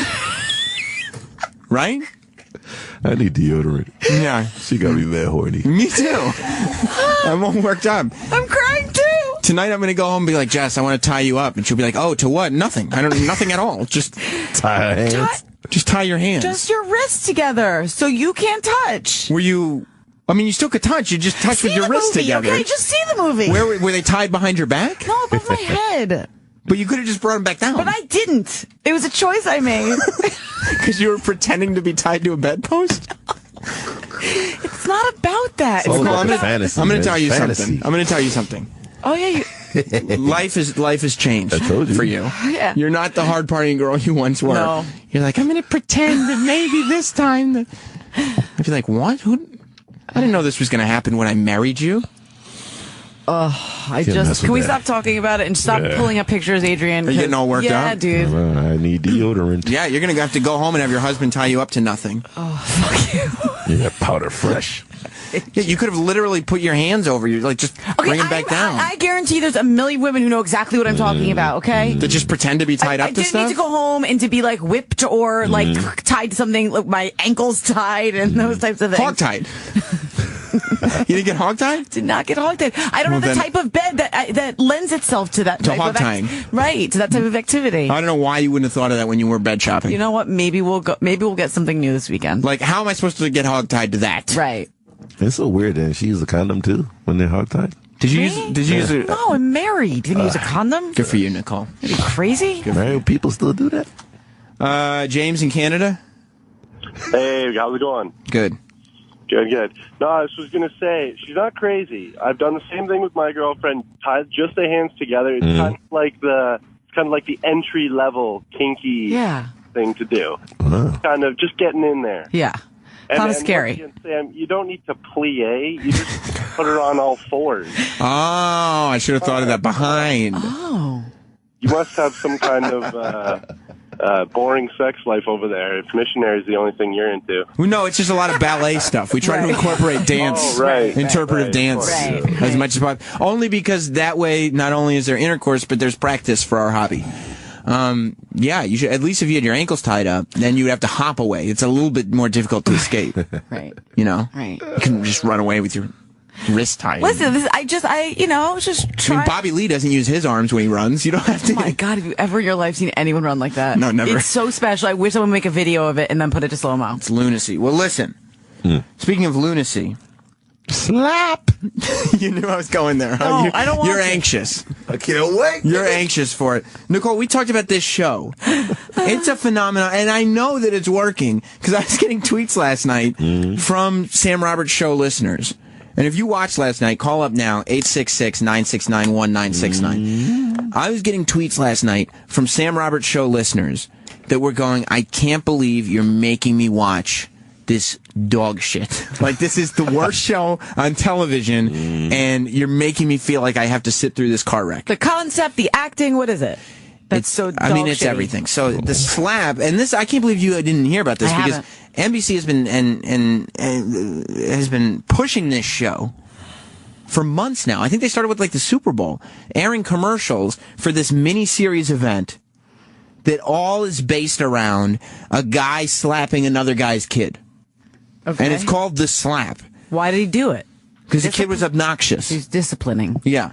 Because the kid was obnoxious, and so he was like, stop doing that. And he slapped him in the face. And they were like, we need 8 more episodes of this. I don't know, Nicole. It sounds to me like it's something you could cover in about 90 minutes. Yeah, I agree. But somebody decided to give this thing 8 hours. So I turned it on last night, being like, okay, where are they going with episode 2? Whoo Kid, you're going to be very disappointed. There wasn't even a slap. No. How do you get to the second episode of The Slap? There's not even a slap in episode 2. Fuck out of here. No, there's no... I mean, the kid's there. He still was slapped, but there's no more slaps. Is that the show you were watching? Maybe you were watching something else. I thought so. I checked the guide and everything. I said, there's no way this can be this. There was one instance of like a goon arm. Like he grabbed his wife and shook her a little bit. Oh. Like this was about as close to a slap. Harry, just stop, okay? You hear the music? Yeah, it's intense. Yeah. It's like 50 Shades of Grey. Totally. Shit is real. And shit is real. Yeah. Harry, just stop, okay? Tell me how it was. All of you working the phones talking about me? Don't take out your... What? Tell me, what, my anger? That I'm cornered by these people? Stop! For God's sake, you can't do this alone. Hector thought he could nip it in the... If you want me to apologize, you tell me yourself. And you would listen to me? Really? Would you? Hey, don't walk away from me, huh? Listen to me. If I wanted my cousin coming over here to advise me, I'd call him myself. I mean, really? That's so intense, eh? That sounds like the English translation to a telenovela. I think what it is, it's never okay to ever touch anyone else's kid. It's just like, that's just, you just don't do it. All right, well, now how can you take that concept and give me 8 hours? It's bizarre that they did this. Like, I get what you're saying, but I need, like, this is Whoo Kid's favorite moment of last week. This was the slap. Hey, Hugo! Hey! Put down the bat right now! Go! Hugo! Hey, put down the bat. Huh? Listen, when adults talk to you, you listen to what they're saying, yeah? Why are you swinging the bat at Rocco like that?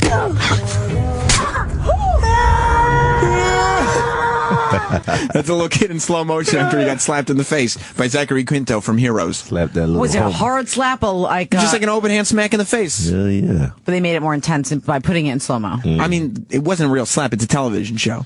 But, oh my God. Yeah, they just put it in slow-mo and watch this kid go... And the kid didn't hit him back? And he's like a little kid. Whatever. He's like a 6-year-old. He still gets breastfed. That's not a joke? That's the character on the show. Ugh. Yeah. At 6, right? Yeah, at 6. I mean, I don't even understand the show. Why are you watching? Why do you I like love this? bad shows. I love watching shows that are bad. I don't know why it is. I mean, we stayed with stupid, what's it called? I don't remember the name of the show. Utopia, until the whole thing got canceled and I could get all the cast members on the radio. Can you tell Nicole who the stars are? They got major stars on this slap. Slap. It's got like as I said, Zachary Quinto's on it. He's big. Who's the guy? I don't. Uma Thurman's on it. Is she really? Uma Thurman is doing this show. But wasn't Zachary Quinto up here the other day? And why wouldn't you have him on the show to tell him what a terrible show he's on? I had just spent a whole bunch of time like shitting on the slap. I was like, maybe he's not the right guest for the show. Right, I got you. Maybe he's not the right fit this time. I got you. Maybe this project isn't the right project to talk. Just checking. Wow, Uma Thurman, really? Yeah. The fuck? Stuart in Oklahoma. Hey, primetime Sam Roberts. We've spoken before. How you guys doing? Good, pal. Man, this show, The Slap, when I saw it on my wife's DVR last week, I was like, you are not watching this. I was like, O&A was saying it sucks. She's like, I don't care what those fuckers say. We're going to watch it. So we watched it, and it was actually pretty fucking cool because Because, okay, so, like, it's got Uma Thurman, it's got Dr. Spock, it's got, like, a couple of big names, and the show, you're right, the show is dog shit. It means nothing. But we've all been to parties, and we all have friends and who have kids that are little assholes. And this little 5 or 6 year old boy was a little asshole. He was, like, smashing the guy's records and, like, drinking alcohol. I don't know. He was a little asshole. He was. The kid was, look, and you're right, and you're talking about the first episode, okay? And the kid was an asshole kid. If you're going to slap the kid every week, then I'm like, oh, okay, that's a cool show. I would watch that show. Just obnoxious kids getting slapped. Right. By Zachary Quinto. Right. But there was no slap this week.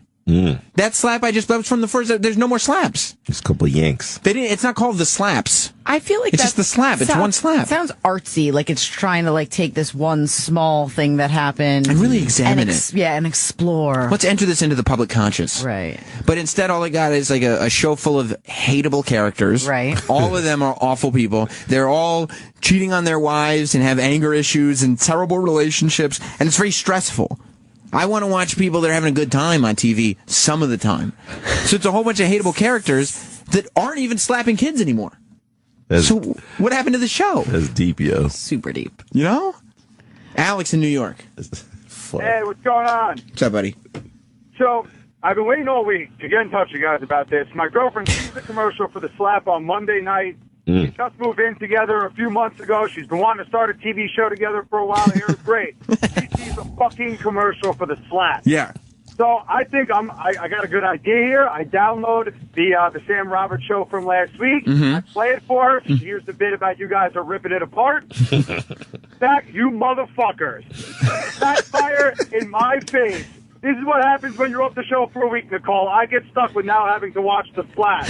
I'm sorry. Turn my girlfriend onto it. Did you watch episode 2? No, they're on DVR. We have plans for the weekend now. Plans for the weekend. Like, when there's not even a slap, you have to start, like, analyzing the dialogue. And they don't even talk. To me, it sounds like, you know, like a telenovela? Yes. Spanish soap opera? Right. That's exactly it. Wow. Don't act like he said real words. Because that was awesome. Well, it's actually a Spanish record. What was it? Whatever. Get out of there. It sounds like the direct English translation, but nobody in English talks like that. What does Jess think about it? She hasn't seen an episode. Oh. This is a Sam Roberts specialty. Gotcha. I bet. Yeah, she has no desire. It's weird. To watch the slap. Oh, really? Oh, fucking really? Guess what? Utopia was not a joint to watch either. I thought she loved Utopia. Nope. Like, hated it. No, I mean, she enjoyed that I tore it apart, but she did not like it. We watched it when it was one of those shows that I had to watch away from her. I'm telling you, all these terrible shows that I've decided I need to watch are just destroying my relationship. There's so many amazing shows on right now. But there's a lot of really bad ones, too, and I like those. Okay. Yeah. I mean, I watch Better Call Saul, but it's like, what am I going to bring in clips and be like, oh, it was really good, huh? Right, I gotcha. So, my point being, though, is if I had one, was that these characters... I'm glad you figured it out. Don't talk like human beings talk. Right. And so when there's no slaps, we're left with only that. Listen to this. This is the guy talking to his lawyer because now the parents of the kid he smacked want to take him to court or something. I don't understand. Harry, 2 minutes before you walk in there, the judge will have just seen a 2-year-old with his skull crushed in by some drug-crazed crack whore mother of his who turns out to be 17 and is having sex with a Hasid for money. Whoa, stop. What happens if I were found guilty? It's probably community service. All right? You walk around downtown Brooklyn picking up garbage. You wander through the Children's Museum in a unitard and a hat. Don't do drugs. I don't know. It's not going to happen. This is not how this works, my fellow 1%er. Listen, you just stick to what it is that you do best, okay? You find me a Porsche. What lawyer would have that conversation with you? Who says my fellow 1%er? Like, they're just like, okay, we have to write some villains for this show. We have to have some dialogue that people will associate with bad. Oh, let's have them embracing that they're 1%ers. Just back to the kid that is breastfeeding at 6. He's the one who got slapped. Yeah. Do they show him breastfeeding? Yeah, all the time, the whole show. You see top titty like the whole show, which I don't mind that. Top titty. Yeah, but when it's attached to a kid's mouth, do you mind that? It's fucking weird, especially a kid who's like, hey, what's up? And then it goes on to the boob. I'm just drinking some milk. Don't slap me again, dude. It's kind of sexy. Yeah. I like So that. do you think this is going to get like another season? I see here this picture. It looks like it got 4 stars. That's the other slap. It's a British slap. Oh. Apparently there was a slap in British. Okay. This is the American slap. Peter Sarsgaard is in this show. Oh, is he really? Peter Sarsgaard. You're really upset about the slap. I'm going, what are you doing, Peter Sarsgaard? Do you scream at the television? Yeah, I'm like, Sarsgaard, what are you doing in there? The fuck? He's like, I'm not actually in your TV, Sam. That's not how this whole thing works. You think there's going to be season 2 the way it's going? What do they? I mean, you could do seasons. You got plenty of kids to slap, but you're gonna have to do more than one slap a season. Where do they get budgets to do these stupid fucking I have no shows? idea. I have no clue. Somebody budgeted 8 hours of television in prime time with like high-level actors. Like these people are getting paid to do this. You can't be doing that. Well, I haven't even heard of it. Like I didn't even know it existed. You gotta check it out Thursday then. They didn't advertise for it on the red carpet, so you might have missed it. It's understandable. Here's an example. All right. We were talking about 50 Shades of Grey. Yeah. You're into sex scenes. Nothing better. Right. Tell me if this turns you on. Okay. This dialogue. Okay. And tell me if it's realistic to you. So excited. Yes. Listen, big cat. I sold that Lamborghini to the guy from Tuxedo Park last week. Last week's over. Thank God. Yeah, but the soccer player. Nicole has her eyes shut. I'm trying to get into it. She's getting into the moment. Don't let me distract you. Have a glass of Cavassier. Don't fucking distract her. I did it. It was a mistake. You watching her? I'm watching her. Keep your eyes shut. Okay. Let us watch. Put my hand in my pants real quick. Okay.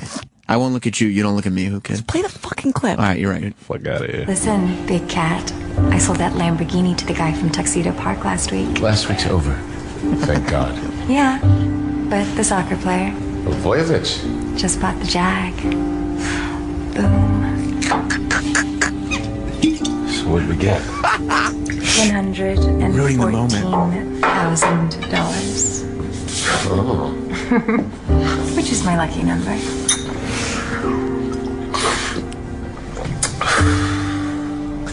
You gonna write me that commission check now?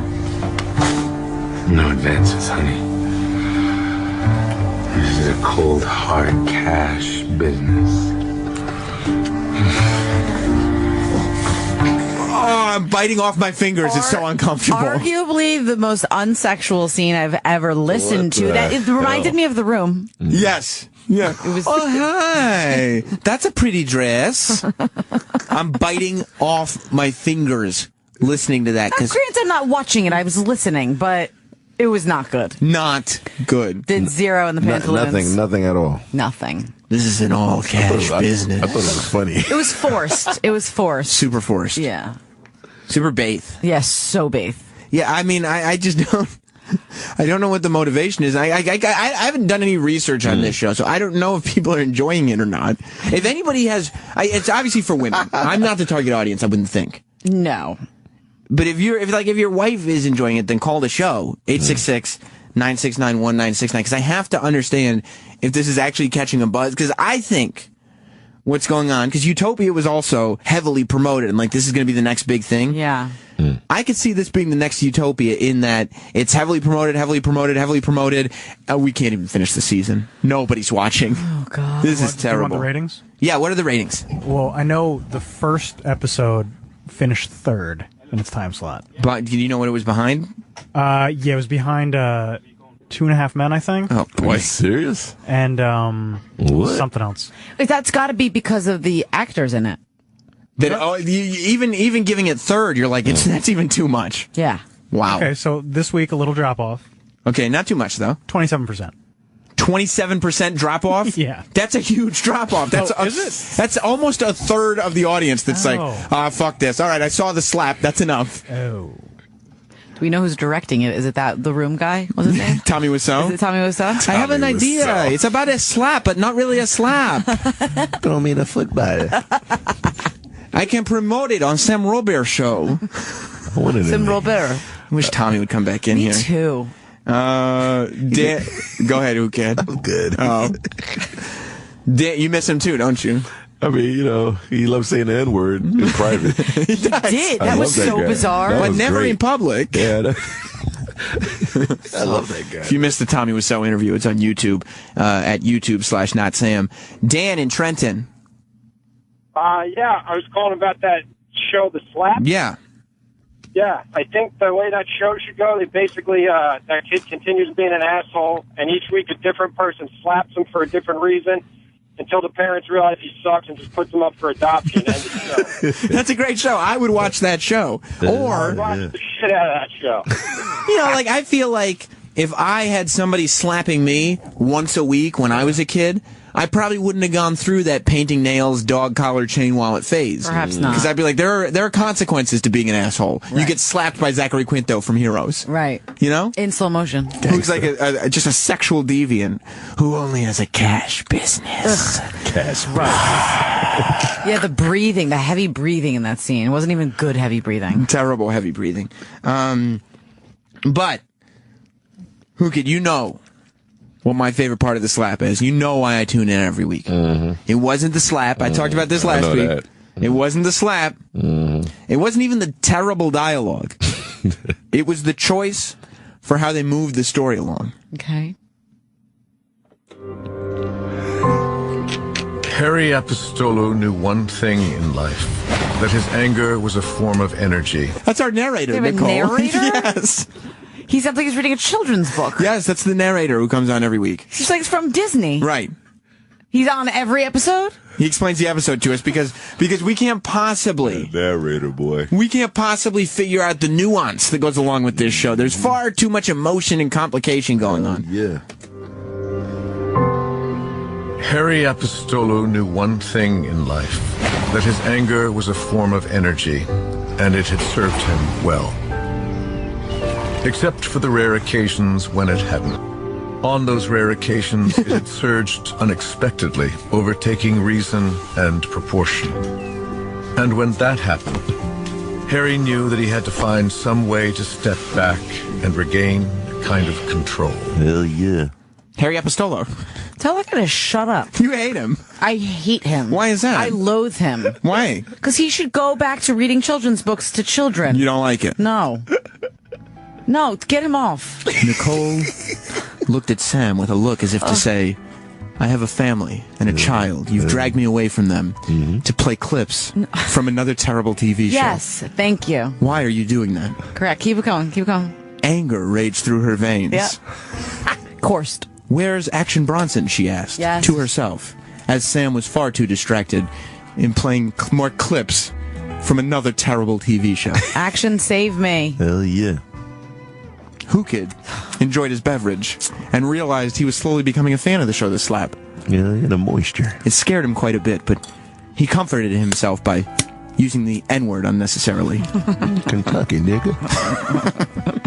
See, I mean, it can be a very, very powerful device. No, it's not. I mean, it's something that I started incorporating last week, and I feel like it does help move this show along. Oh, you feel that way? Yeah, because it's like, oh, the listeners at home go, oh, that's what they're thinking. Oh, okay. Oh, so you're sort of like in my mind. Yeah, I mean, I think it's important that people realize that there's more than the surface, you know? Sam thought to himself, maybe I should go and take a phone call. Let's go to Martino in Queens. What a loser. Martino. What's up, buddy? What's up? I don't understand what all the hate for the show is. It's a good show. What are you talking about? That's false, Martino. The narrator gotta go. All right? The narrator gotta go, for real. Martino, have you seen both episodes or just one episode? No, that's both. I told you guys last week about it. That's part of my life. Maybe we can understand why you like it by the other TV shows that you watch. What other television? The Walking Dead. Okay. It's a good show, though. It's a great show. And whatever else my wife decides to torture me with. Good answer. Terrible answer. You know, the Walking Dead is the only thing I have any say on. Martino, if I could give you any advice, it would be stop watching this show and then leave your wife. Sam! I'm just saying, it could make his life better. I concur. Thank you, Whoo Kid. And Whoo Kid is a doctor. A lot of people don't know that. But for real, Whoo Kid, so you know, I used to buy you the mixtapes on Jamaica Avenue at 160. Oh, shit. Yeah, kid, back in 1990. Out of here. Sam thought to himself, Negative. even though he was a bit harsh, he may have just changed this man's life. Damn. For the better. Do you remember, Martino? How about that for being with Whoo Kid? Hell.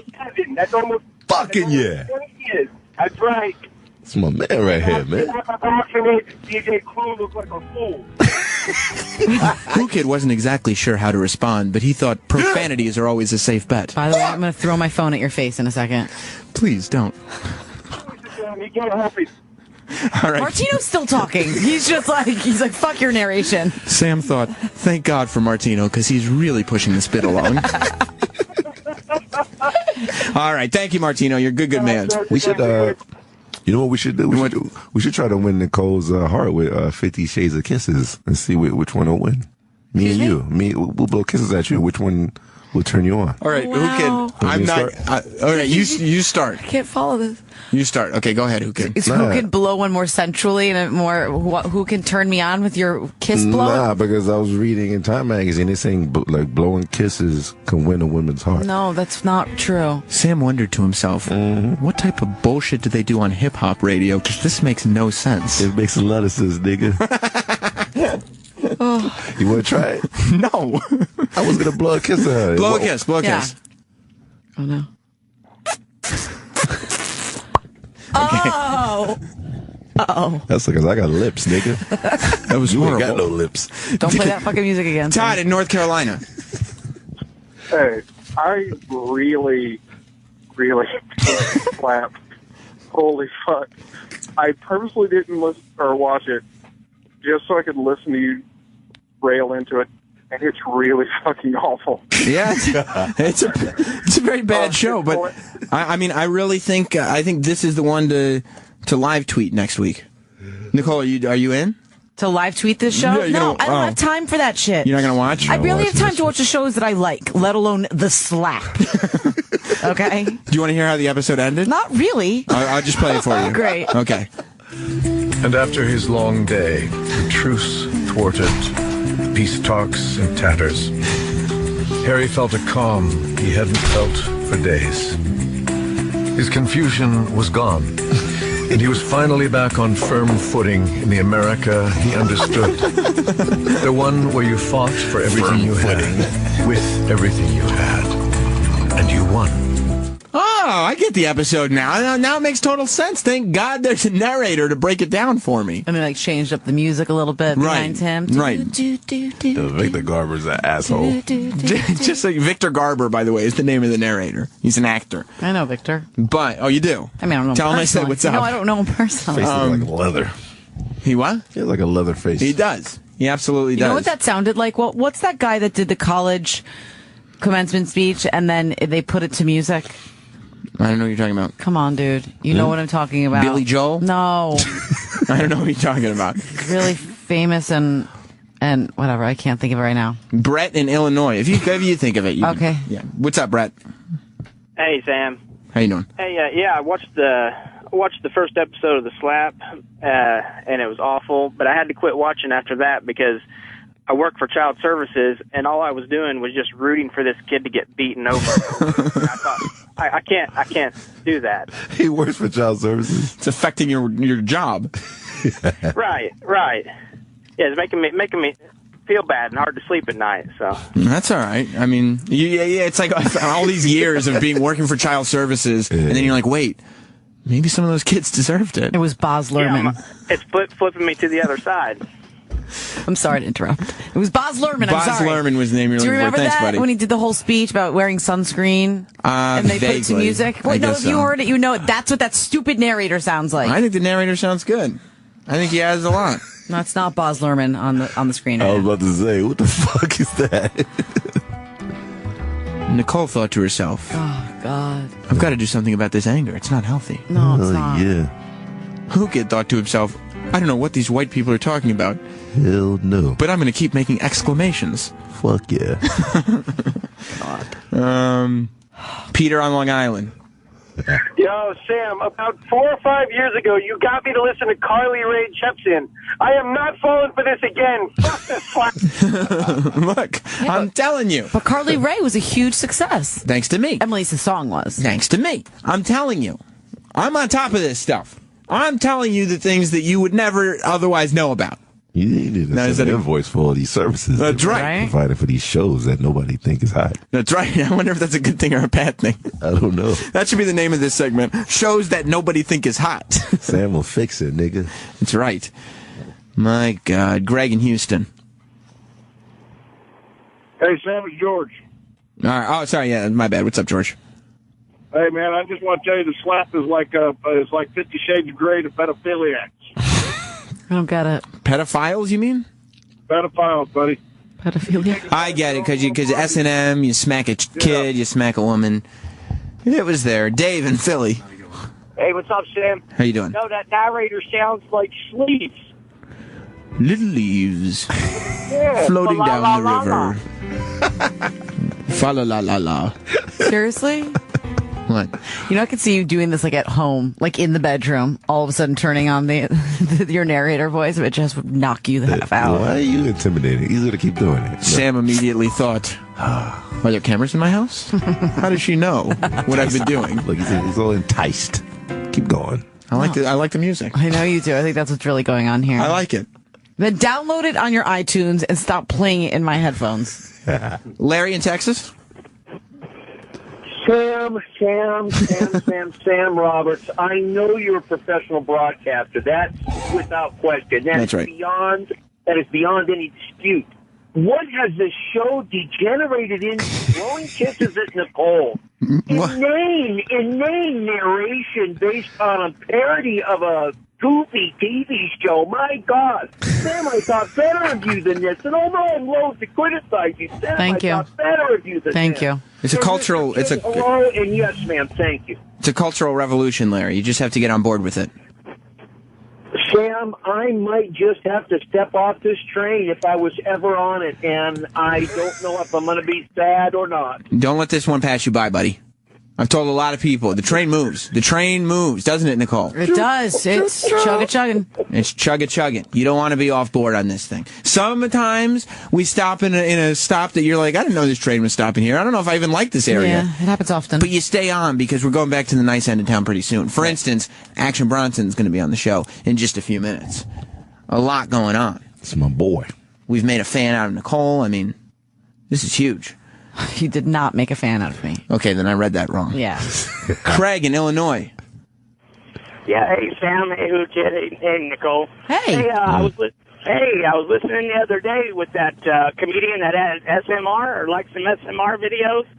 And Sam, I think your narrator voice is going to be a huge hit, man. SMR is that thing where people get off on like the soft-spoken, watching somebody just brush hair and I'm brushing slowly. And like there's this whole group of people that get crazy mental stimulation from that. They have brain orgasms. Serious? I think I could go into that world with my narration voice. I feel like I could get turned on by that. You think so? I mean, I don't know about the brushing hair, but... Were you getting turned on by my narration? Not so much. Not as but much. What you're describing, I think, in the right circumstance could do it for me. Maybe the music wasn't right for you. Yeah, maybe you need to change the music up a You're little just bit. not a jazz fan, I guess. Not so That's much. okay.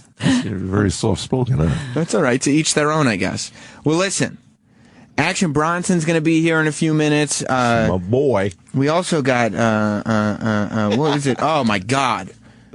I was watching this video. So CNN used to do a thing where they brought in people who were recently unemployed, and they gave them a 30-second pitch. They said, we're going to put your email on, you're going to go on television. We're going to put your email on television. And you're going to do a 30-second pitch to possible employers to come and hire you. Right. I was watching a video of one. It was the biggest disaster I'd ever seen. And I was laughing my balls off. Of course you were.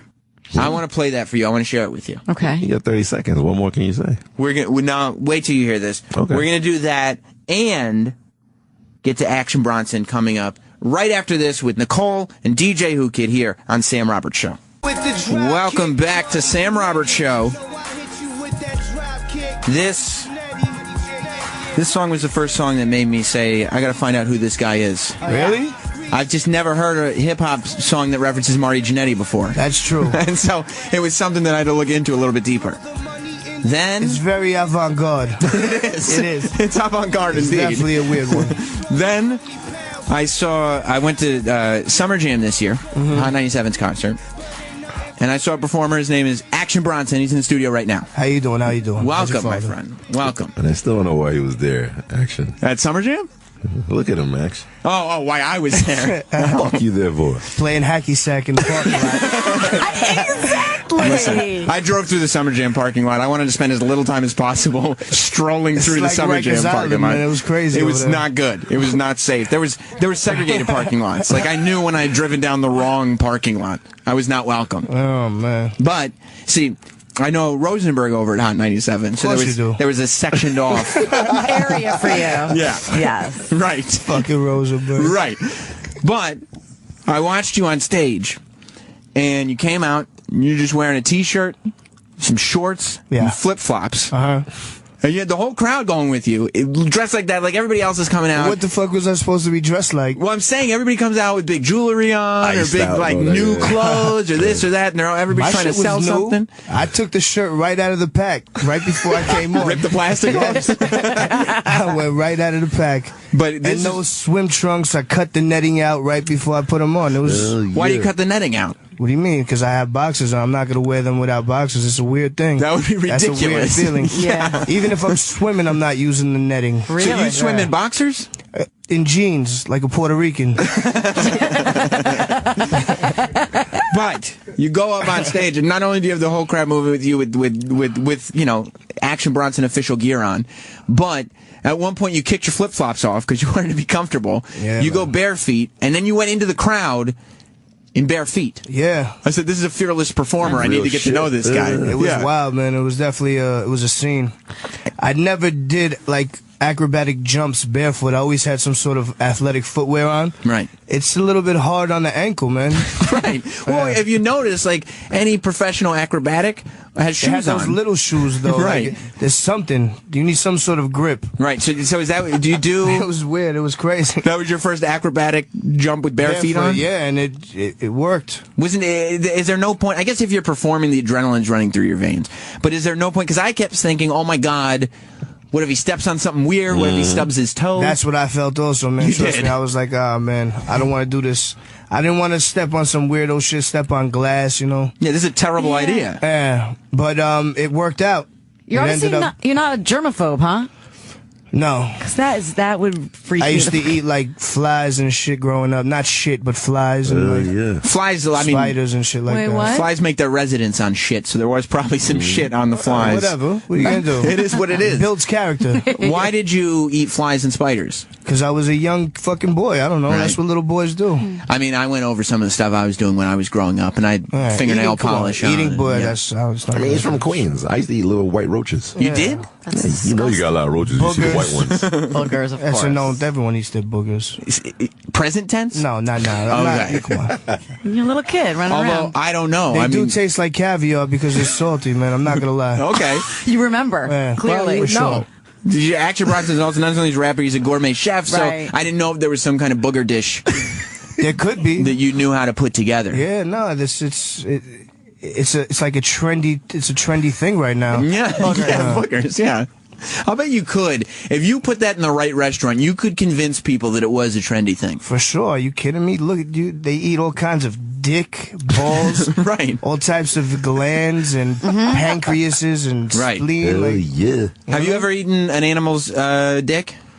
I've never eaten the dick per se, but I've Right. eaten the nuts. You have? Knocking out oysters. Yeah. What kind I of had nuts? duck nuts, and I had bull nuts. I didn't know Pause. ducks had nuts. Ducks have nuts? They have fucking humongous nuts. Get out of here, for real. They do. You Ducks. would think they were fucking born in Southside.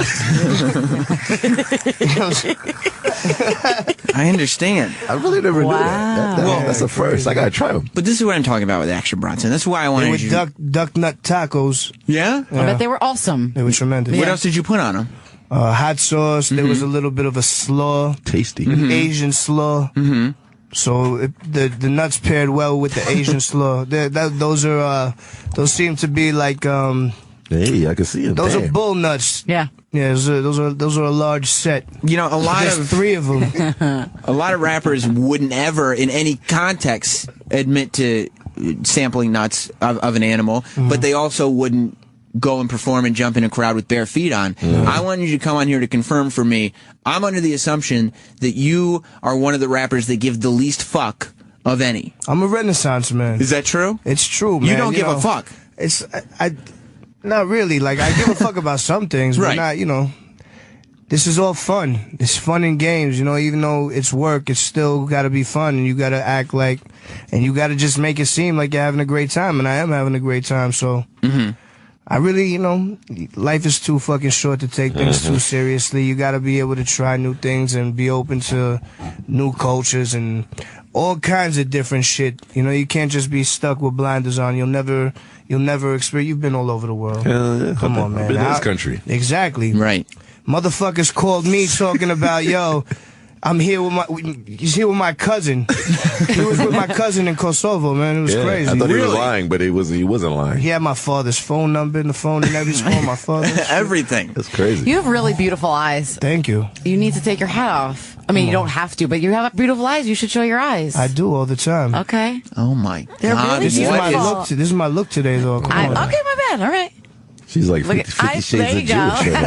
Jewish. He just raised his hat ever so slightly because you can't take the hat off Slightly. because you can't give them the power. No, it's a slight movement. Okay. Right. It's very sensual too. Yeah, it was sensual. Can I tell you something that Action Yeah. Bronson said in an interview? Tell me. He's a very sexual person. I'm sure he is. Is that right, Action That's Bronson? a fact. Have you been sexual all your life? I've been sexual since a child. I'm sorry to hear that. That sounds like a tragic story, actually. That sounds horrible. So you've never had a problem getting laid? No. Ever? No. He's charming. From Queens. But even What in are you high school. insinuating? Look, I don't understand people that have never had a problem getting laid, okay? He's been talking about that all day. I wasn't like a fucking Casanova. No. But what the fuck you say no as if you know? No. I believe you. Only because you're telling me. I trust Right, you. I had a lot of experiences, let's say that. Okay. Wow. But afterwards it became, I'm like a fucking swinger. I'm over here batting 1,000 like Barry Bonds. Right. Now, how much did things change though once you got famous? Yeah. Now you don't even have to put the work in. I would assume in the beginning you have to figure out how to talk to women. You rather have to do that. You rather do that. You don't want someone that's just always on the scene and just fucking suck your balls at any. You want them to suck your balls at any given Right, time. at some Of point. course. At some point, but I can't really call it, man. You want a little bit there's of different moods. I have moods, man. It depends on the color of the ring. Sometimes you want to have to work for something and feel like you've accomplished something. Other times you're like, I just did a show. Somebody just got to come and lick my balls. I just need a mouth, yeah. Right. I just need some sort of mouth. Right. It's understandable. I get that. I get that. A moist mouth will do. How do you? Oh yeah.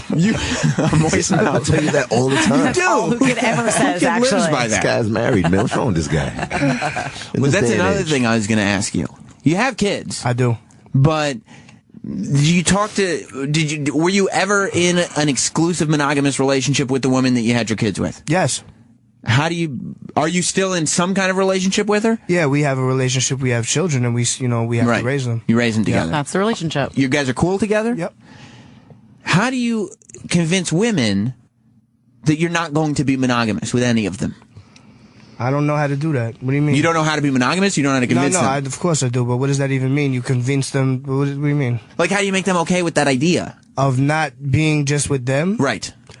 I don't think you breach that. I don't think you talk about that type of stuff. I don't think you, in my mind, you don't go and start a relationship with somebody if you have no intentions on keeping, being good, There's no point of wasting your time and the other person's time. So it's just a matter of living in the moment. We're doing Yeah. this right now. It's fun, and that's what it is. And there's plenty of women who want that. Yeah, exactly. Where are there's they? plenty of women that want that, and What? You know, there's wet mountains out there. And I had no idea. I would never have gotten married. Come on, tour. come on, bro. I didn't know. Action Bronson. You still have a chance. You think so? Yeah. It's called cheating. Well, Whoo Kid's married, but it doesn't matter. slow him down. Well, no, I'm still fucking. It's never slowed him down. Fucking these bitches out here, man. You crazy? What I become a DJ for? I guess pussy. Clearly. There you go. Well, Nicole saw 50 Shades of Grey, so she's been a little horny lately. That's why she's looking at eyes. No, he's just got body beautiful parts. eyes. It has nothing to do with 50 50 Shades of Grey. What is that? I heard about this, but what's going on with this? It's just a naughty movie. It's a naughty movie. Yeah. So I might but even not watch that it now. naughty. It's like S&M. Yeah. Okay. But like for women, not like porno. Like it's like, mental stimulation. Yeah. Yeah, not for me either. Are you into S&M at all? What was that? With women. Like With Eminem? like whips and chains and like tying girls up and shit. What the fuck? Depends. Choking. Yeah, all kinds of stuff. Yeah. I like it. I put the fucking belt around my neck. Whack off, you know? You do. You do. Like David Carradine. Like fucking the lead singer of In Excess. Yeah. That's cool. Everybody's got. Listen, if you guys want to talk to Action Bronson, call up 866-WOW1WOW, 866-969-1969. Now, I've heard you're in a position, I feel like, where you have an aesthetic about you. We were talking about your swim trunks and your t-shirt and everything. Mm-hmm. Do you feel like even if you wanted to get thin, I don't think you can, because I don't know if people would accept it. I would be disappointed. Thin is not in. Fuck a thin. I'll never be thin. Right. But in better shape and for the size, I was 330 at one point. I'm like 298 right now. Mm-hmm. So I just lost a bunch, 32 pounds or whatever. I'm trying to get down to 250. That's where I feel the most comfortable throughout my life. 250, I'm cartwheeling, standing on one fucking hand, upside down push-ups. I'm all good at 250. What do you do for exercise? Jump rope, calisthenics. I'm not lifting weights anymore because I had a hernia, fucking deadlifting, fucking 5 plates on each side. And Jesus Christ. I'm done with all that bullshit. Lifting a lot of weights plates. is for pussy. Yeah. For pussies, man. That's what I've always said, too. I don't lift weights either, Action. Fuck that. It's for pussies. Yeah, man. You just put the fucking chairs together, get your game on. I mean, I don't do that either. But No, we know. all right. Yeah. I sit here. Squats. That's what I do. I have a wonderful ass. Oh, my God. It's incredible. It's incredible. So, do you like bigger women or smaller women? All women. All women. Yeah. That's a good answer. That's the mood ring, too. It's the mood ring. You just go with whichever flavor of the direction day. that you're It's going the in. moon. Yeah. I feel like that's something a chef says too. You know what I mean? Like you get different moods for different kinds of food, course, different kind of it's women. Different mood every single day. You're not always. It's not. And you know why Nicole's turned on too? Why? What kind of suit does Action Bronson got on? Oh my God! You were just talking. Carhartt. You like that type of stuff? She was just talking about it like literally an hour ago. Shit, Holy Reed man walked in. Johnny Depp walked in for you, baby. You know it. You did. She grew up in the Syracuse area, so like all the dudes so up I'm there are perfect. wearing Come on. Carhartt Chopping gear wood. and stuff like Yes. that. Did the rap industry accept you immediately when you started saying like this is what I'm going to do? I'm taking it seriously. I think so. You didn't even pay attention to it. Not really, because when it happened, I didn't have the internet, and that's how it happened. Because I didn't. What did you start in like '92? Nah, somewhere. I had fucking dial-up at the time, like when AOL first came out. I had that, and then I didn't have it for 10 years. So 2009 comes along, someone puts something on the internet, they're like, you could put your music on the website. I'm like, all right. And they did it for me, and that's how it happened. And that's it. It happened organically, honestly. Mm-hmm. I didn't know anybody. I didn't have any connections. It just happened. And so you just said, I'm going to go with this because it seems destined. Yeah, at one point I was convinced. You were? Yeah. And it's been very successful. Yeah, so I guess I made the right decision. I've been making, a string of good decisions. Ever since I broke my leg, I've been making good decisions. Now, you broke your leg in a kitchen. Yeah. And that's when, at that point, you left cooking and went to rap music. And haven't stepped in the kitchen since. You don't cook like even at home? Professionally. Okay. Professionally. You don't know about Fuck That's Delicious, the amazing web series? It's all right. Sorry. It's all right. She You doesn't can't know. expect everyone to know everything. I'm learning. But they're things about every to know, day. because I read Action Bronson has this great series. It's called Fuck That's Delicious. As a matter of fact, let me play this clip, because this is another reason why I said I want to get to know Action Bronson. I like your Guy Fieri impression. Oh, thank you. Listen to this, Nicole. Oh, no. This is Action Bronson. Welcome to Fuck That's Delicious. Got the 67 out, cruising through Queens today. I'm gonna take you on my New York trip. We're gonna take sheepshead bait to my aunt's house and make a slamming baklava. We're gonna take you to Flavorville. We're gonna fucking take you to Fuck That's Delicious Town. Then from there, we're gonna head over to Williamsburg, hit up Milk Bar, and make a unreal, out-of-bounds milkshake with the baklava and He's bacon. the ultimate scumbag, but I love I just want to go fucking sniff some coke. Then we're gonna take it over to Queens. We're gonna hit Danny's House of Pizza. That's my favorite part. Oh my God, it's literally spot on. Yeah, it is. I mean, you should see the video. It's on one of the episodes of Fuck That's Delicious. Because you went full out and you gave yourself a faux hawk. I did. I gave You put myself some blonde color. Yeah, it was all spraying. Right. I had that hair already growing, so I didn't like do anything to try, you know. So there's no, like, you don't sit, because I feel like a lot of rappers are very self-conscious about their image. They want to make sure that they look tough at all times. They don't want to get caught doing, like Whoo Kid, he's always worried about doing some pussy shit. Now, at the same time, Whoo Kid did tell us earlier today that when he was a kid, he wore jellies, girl shoes. I don't know why he did that, but he did. A lot of kids did. In Queens. Yeah. Not boys, though. Yeah, boys. Yeah. What the fuck? Just I was they were going crazy. sandals. Yeah. If your mom went to go buy you the sandals, everyone got the same sandals. See? I didn't know. I ain't going crazy. I didn't know. Now I feel bad for making fun of you. I heard. Didn't I hear you knock someone out the other night?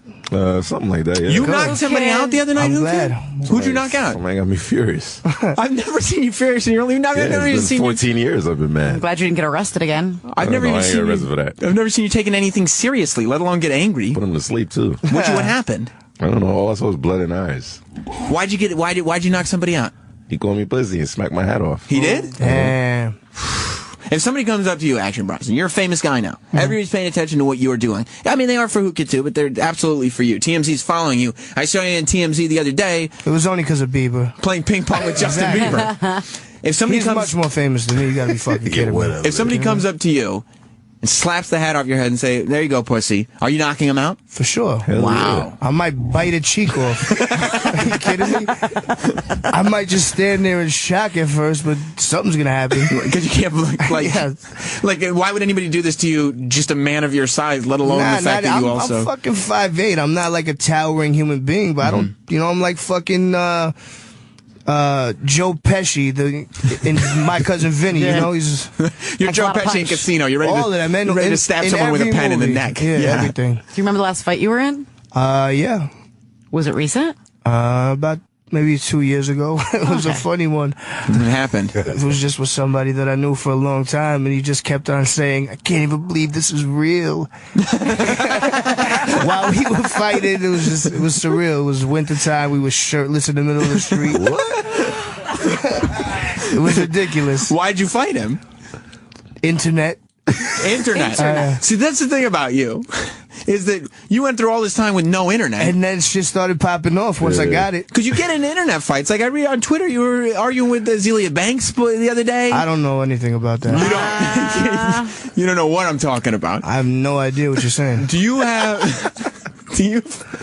Don't find stir it that difficult? pot. Well, I'm just saying, I thought I read it, but Twitters get hacked all the time, I guess. Who knows? Nah, my Twitter's never been hacked. Oh, okay. Yeah. He just doesn't know what you're talking about. Right. Next question. Right. And, Tommy Wiseau style. References to Iggy Azalea, all kinds of stuff was going on. Streets.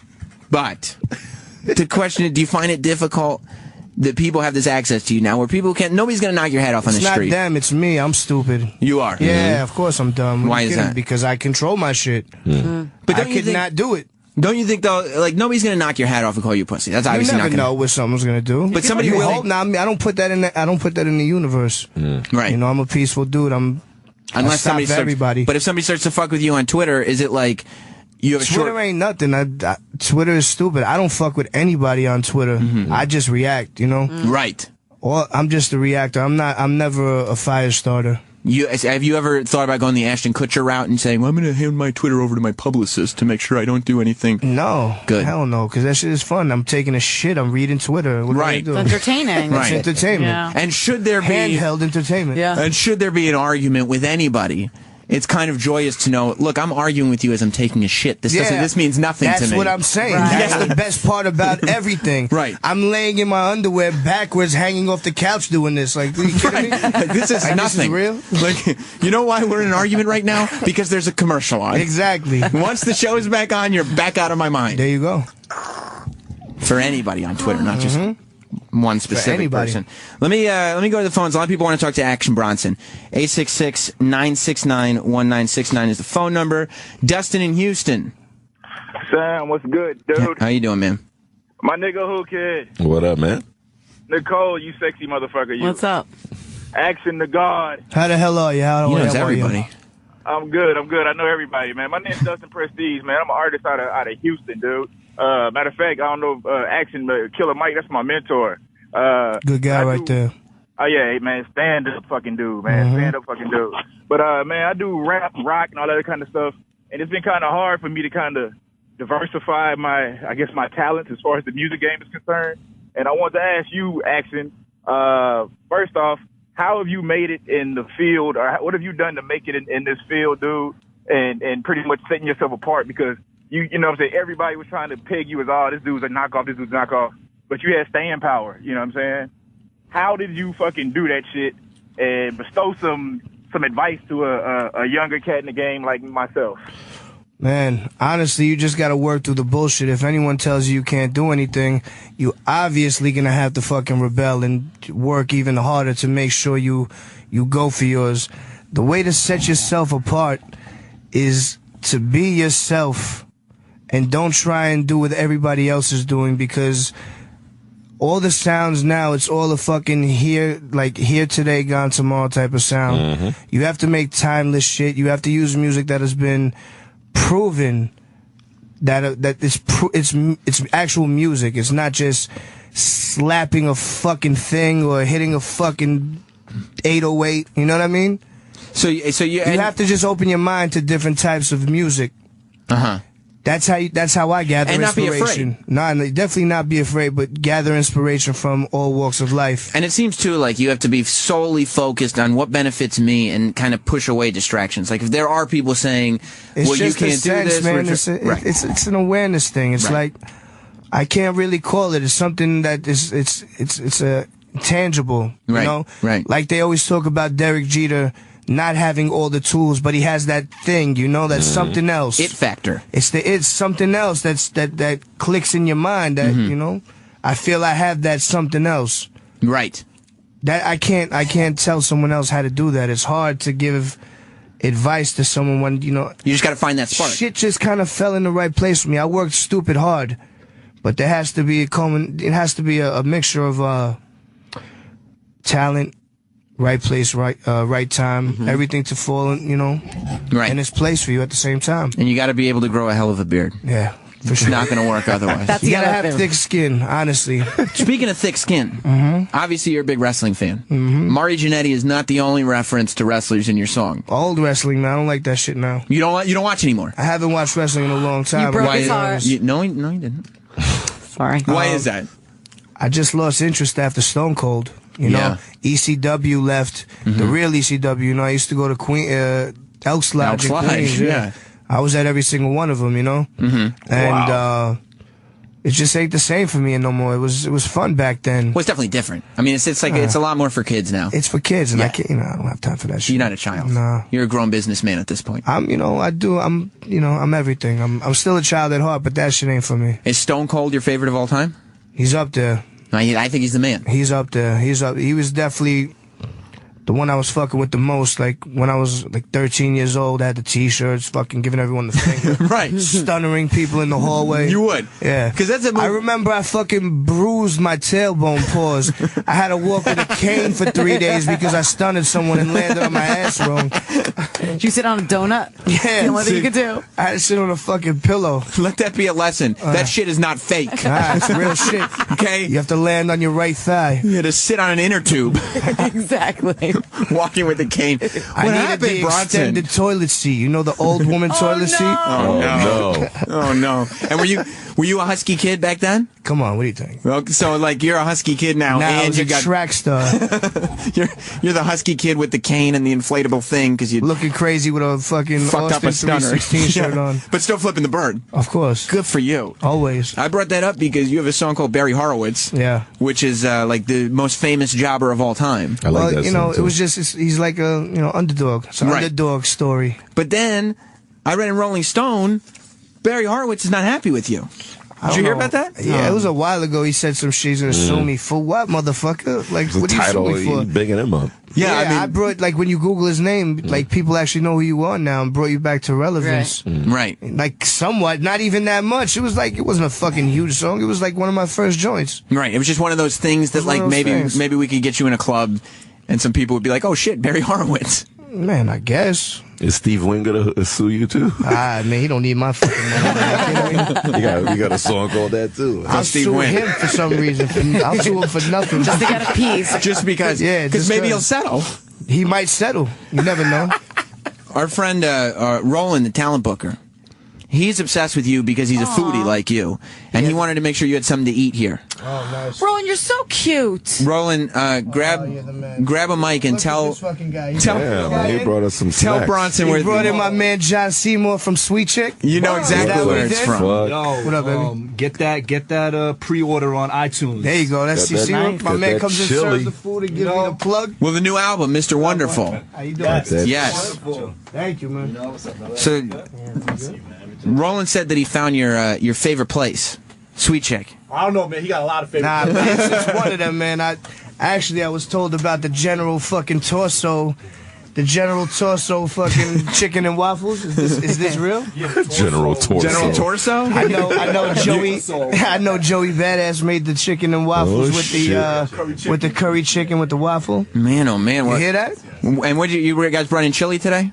You can grab over where Adrian is or wherever. Oh, okay. We Thank you. The New York Food and Wine Festival with the best barbecue, actually. Oh my insane. God. You won the best barbecue at the New York Food and Wine Festival. With the chili, yeah. So wow. we were like we were not expecting it, so we were really, really arrogant and like cheered like we won the Super Bowl. Because we're a chicken and waffle spot, you know. Right. But we brought that in for Ack. I don't think he tried it yet. You know? And how long? That's pretty fucking incredible, man. So when you find out, has Bronson been going since before he was Bronson or?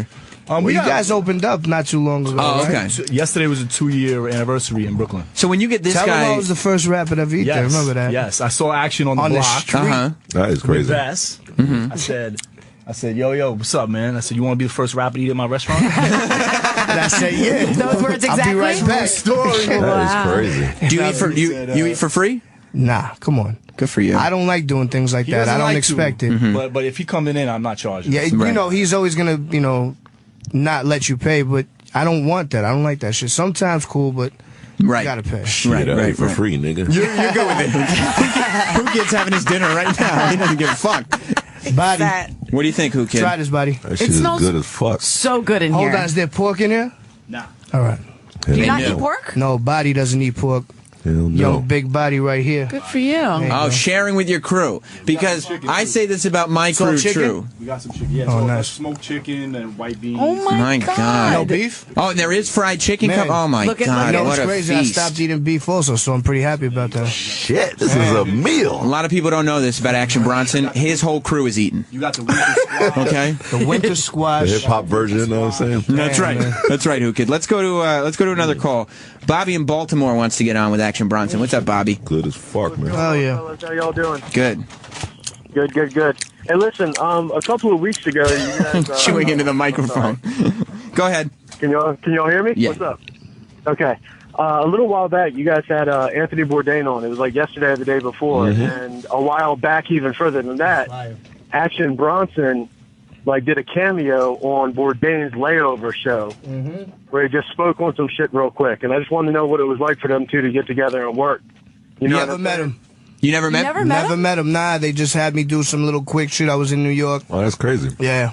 Wow. I never met him, but I'm going to dinner with Mario Batali in a week. You going to Westchester? Really? Nah.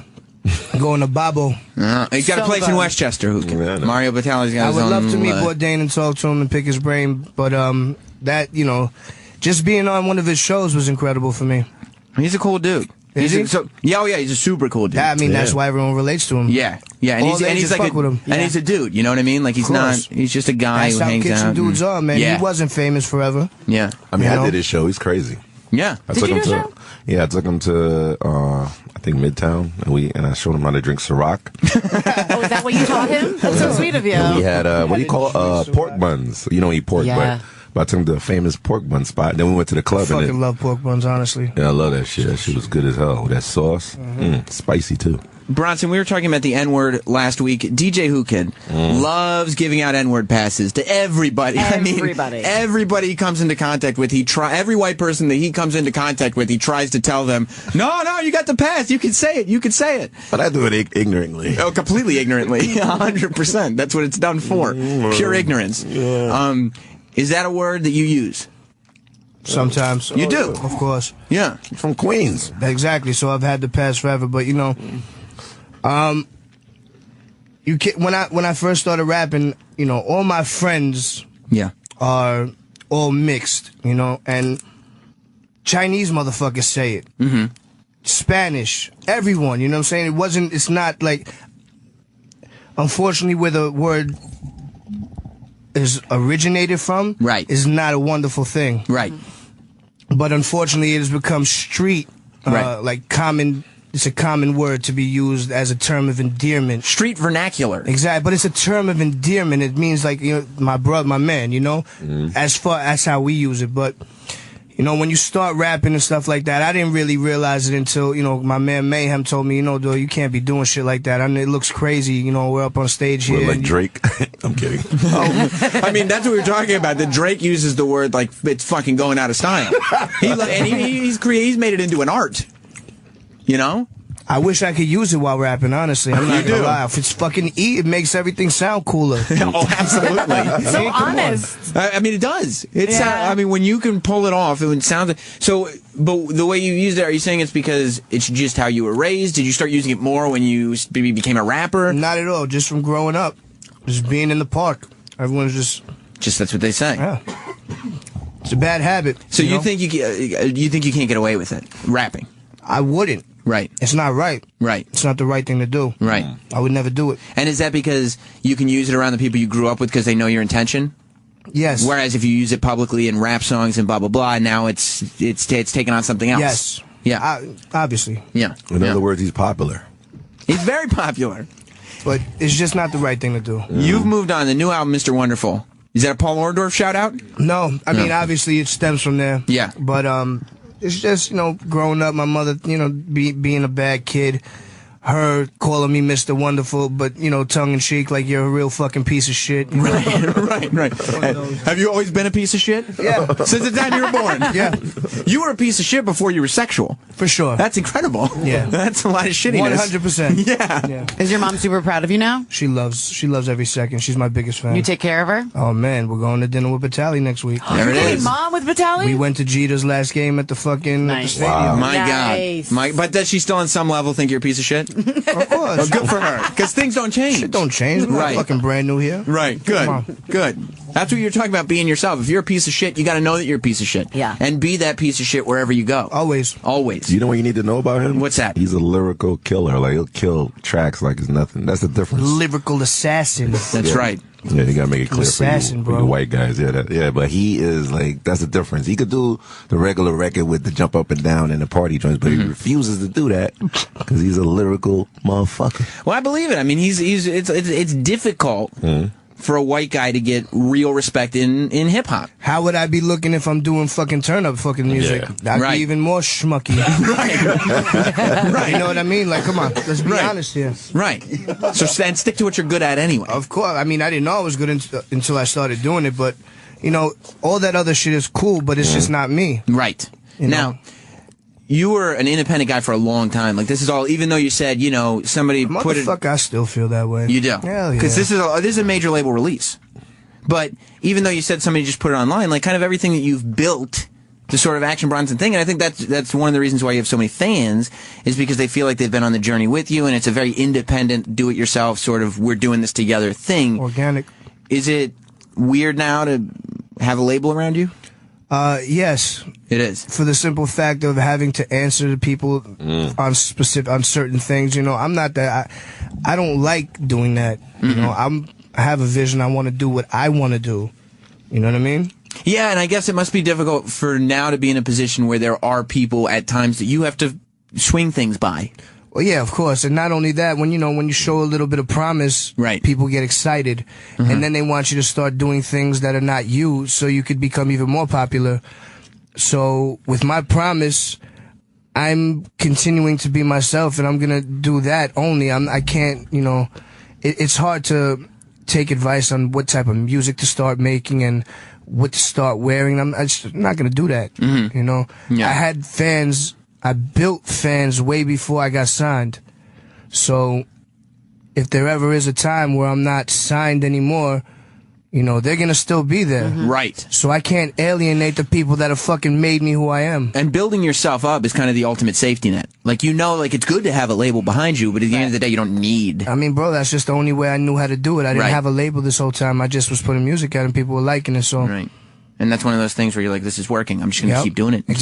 Keep doing it. And that's, you fall into a pattern where you're used to that shit and being able to drop whenever you want. Not having to clear samples and not worry about that shit, in which I use a lot of old music. There's no doubt.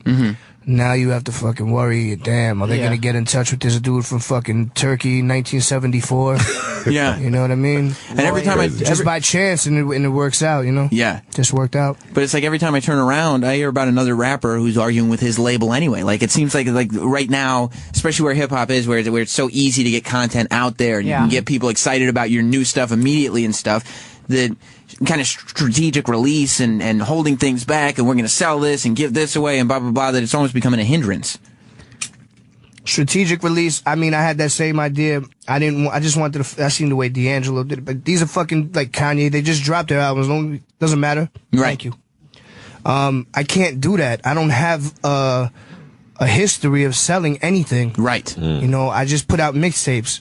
Who even knows if anyone's gonna buy this shit? Let me tell you something. You're on Sam Roberts' show. People are going to buy this. All right, but look, Mr. Wonderful, you can pre-order on iTunes. 500,000 million people, millions of people download this shit for free. Right. But will they sell it? Right. I mean, will they buy it? Right. That's still remains to be seen. Exactly. Do you make money off albums? I don't know. We'll see. We don't know yet. Everyone's telling me you don't make money off albums. From what I know, I make money off touring. Yeah, that's where I hear a lot doing shows for cash instead of having to do paperwork and shit. That's the best thing to do. Like little appearances here and there, give you a little suitcase, a little envelope, and you're out. But in and out. Can you do that with a label? Can you still pull that off? Of course, they don't have control of everything. Right. You're like, don't worry about where I'm going on Thursday. I'm going on Thursday. Hell no. I got this. Hell no. Let me go to Jay in California, who wants to talk to Action Bronson here on Sam Roberts' show. Hey, Sam. Thanks for taking my call. Of course, dude. Hey, Big Body, man. I appreciate you making on the show. It's a privilege to talk to you. Body's sitting over there, man. Hey, man, but when I got a hold of Blue Chips, man, and Rare Chandelier, man, I played that shit out. Those mixtapes were amazing, bro. Thank you, man. But I had a question with so Easy Rider that dropped this last summer. Like, I noticed you used a lot of psychedelic beats and influences in that album, from that track, and I absolutely loved it. And I saw you perform with Gaslamp Killer as your DJ once. I was just curious if you had any plans on collaborating with that dude, because I mean, he's really heavy into that scene and that sound. I mean, I don't even remember that. You got a lot going on. I remember everything. I think Gaslamp Killer. Where did you see this? Like it was like a Coachella after. Oh, okay, G-Pen show. Boom. Yeah. Yeah, he wasn't my DJ, but he was up there. But yeah, I would fuck. He makes crazy shit. He's ill. Yeah, that'd be awesome, man. Yeah, I would love to, man. He makes incredible music. Now I'm glad you brought up the Easy Rider video, because that's probably that video got a lot of buzz for you. Like a lot of people paying attention to it. And if you haven't seen it, go on YouTube and check it out.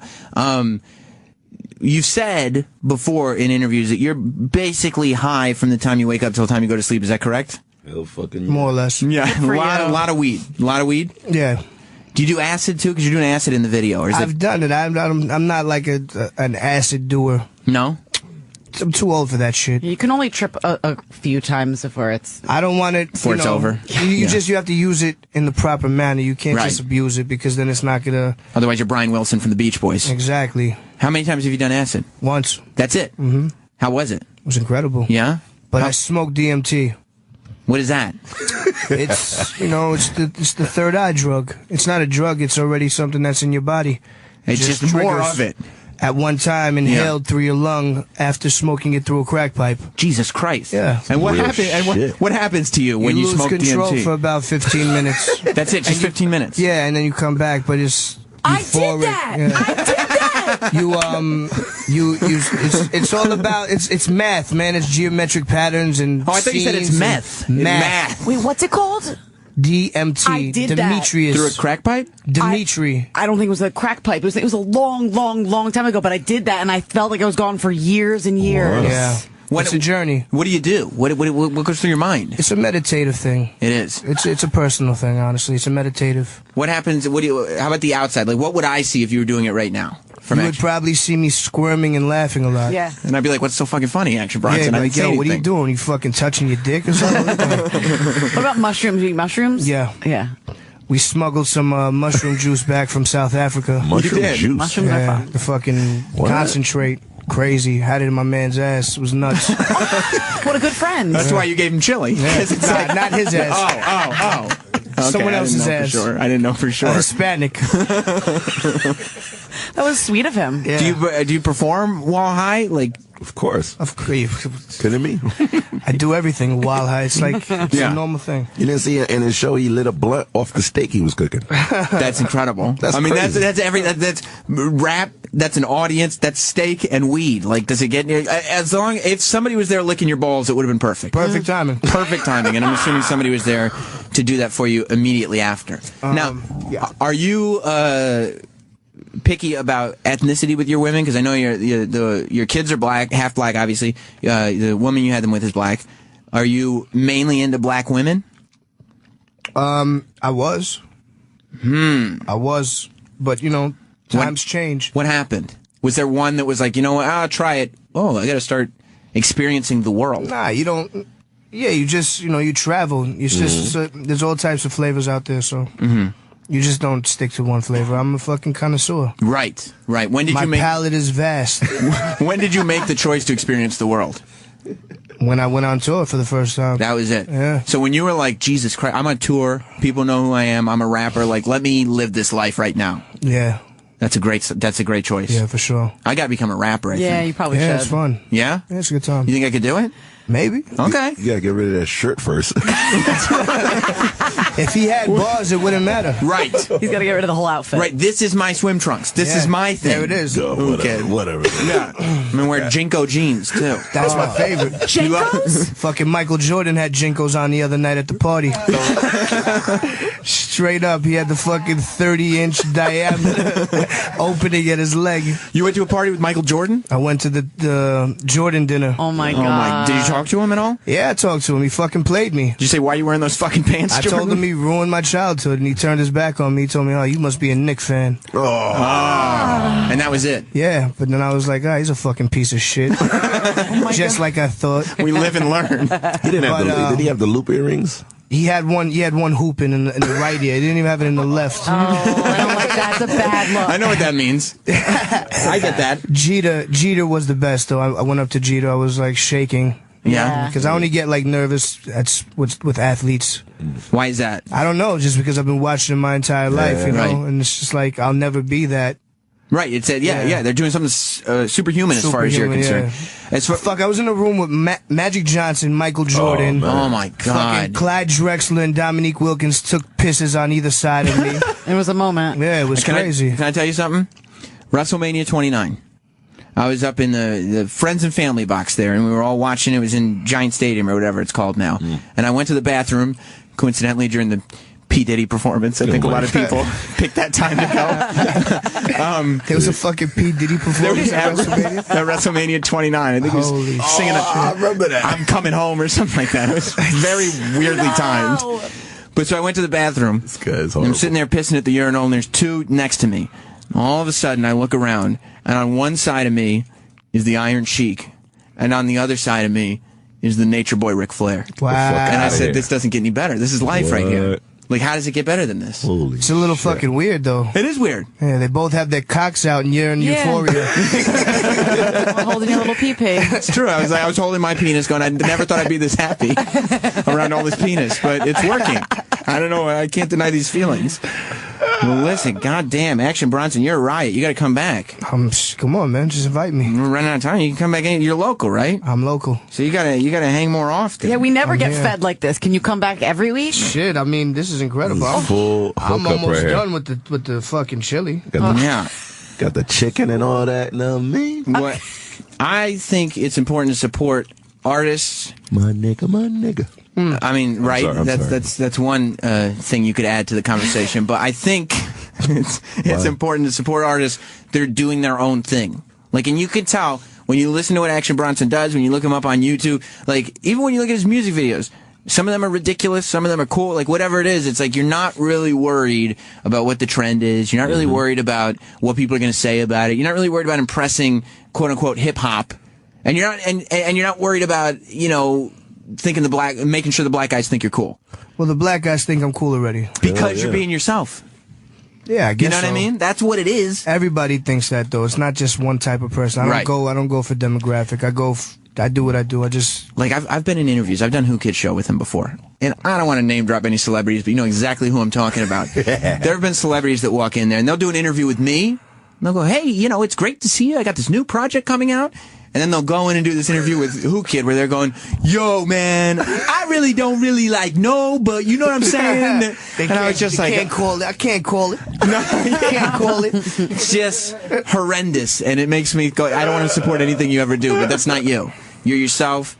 You're true to yourself. Always. And I would recommend everybody go out and pre-order on iTunes, Mr. Wonderful. Yep. And get the single now. It's called Acting Crazy. Yep, there's all kinds of things you could buy. Just buy all the shit. Buy everything that says Action Bronson that's on iTunes, man. We got all kinds of shit. Things I still own, so go support that. Shout out to 40. Right. Shout out to 40. There you go. And if there's any weird local club that you see Action Bronson in that kind of feels like you might have gotten paid cash, go check him out there. Yeah, check me out. Pat me down. Be supportive. Oh, you said Fuck That's Delicious, the YouTube show that you do about food, is moving to cable, right? It is. It will be. Are you announcing a network? No. Is it a big network? It will be. Oh, I can't wait to see. When? Do we know when?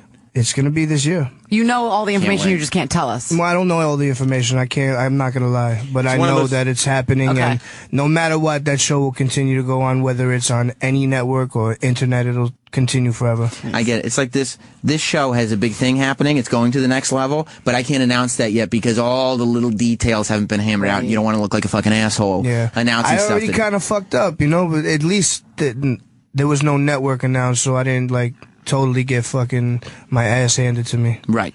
You see what I mean? Yeah, totally. Having to fucking deal with people, you know, like, if I, you know, this is my shit. If I didn't have to, you know, deal with other assholes, it's been like, do it yourself. It's on this. Yeah, whatever. Fucking 8 o'clock.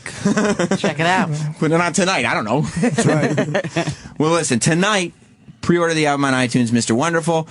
Nicole, DJ Whoo Kid, as always, thank you for being here. And I'm gonna close the show with the song "Acting Crazy." My you can favorite get that joint. You love it? Hell, fucking yeah. Whoo Kid only likes the truth, so that's a hell of an endorsement.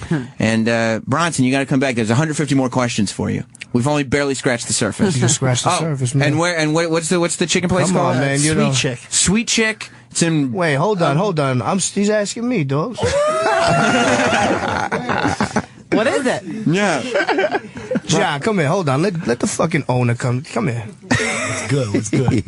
Tell him everything. Where can they find your delicious chicken that is endorsed by in Bronson? Brooklyn on Bedford Avenue in the corner of North 8th. And the new spot. And the new spot is in the Lower East Side of Manhattan at 178 Ludlow, the old Max Fish. Nice. House in Stanton. Everyone knows that spot. And by the way, Roland, since you just cracked a mic, you look at Bronson right there, and you see how a husky guy, literally, if he wants to, he could be fucking Nicole tonight, okay? You look at the confidence this guy has, and you take notes, okay? Because that can be you. All right. This is Acting Crazy by Action Bronson. Thanks for hanging out, man. Thank you for having me. I'll talk to you next time. Peace. When I was, like, JNCO Jeans age to be cool, because I couldn't wear JNCOs. But my parents would shut me down at every turn. Did you ever... Well, I'm not even going to ask you, Whoo Kid, because you're not white. But, like, if you're a white kid, and you were in, like, middle school, high school in, like, the late 90s, early 2000s-ish, there were, you know, to be a male who painted fingernails was not so absurd. Wait, what? That's true. Wait, 'cause one more time?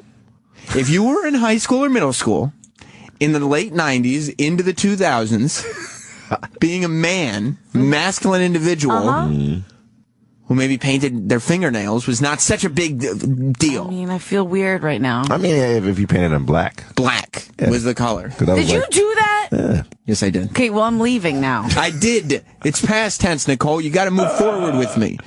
You know who you're like? You're like Seth Green and Can't Hardly Wait. He wore JNCO jeans. I think he wore JNCO jeans and like a ski like a visor. Yeah. And goggles. The goggles. Yo, I gots to have sex tonight. Yes, that was you. There you are. Wish. That's you. I wish I could look that cool. My parents wouldn't let me get any clothes that cool. And there wasn't much that my dad could do Tonight. when I had painted fingernails. Oh, he must have wanted to punch you in the face. But he did. I mean, it was psychological warfare was what he did. I figured it out much later on in life. He knew exactly what to do. I mean, you never looked at yourself in the mirror and said how much of a dick that I look like. Yeah. Like a dick. There wasn't a lot I could do with what I had to work with at that time. But they were expensive back You weren't then. helping yourself with the black nail polish. It was of the time. No, it wasn't. You don't think so?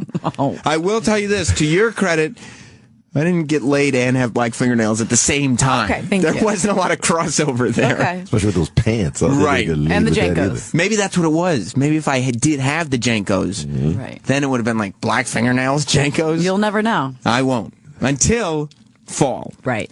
But my dad did. I'll never forget. This is one of those things where with one sentence, you just destroy a human being.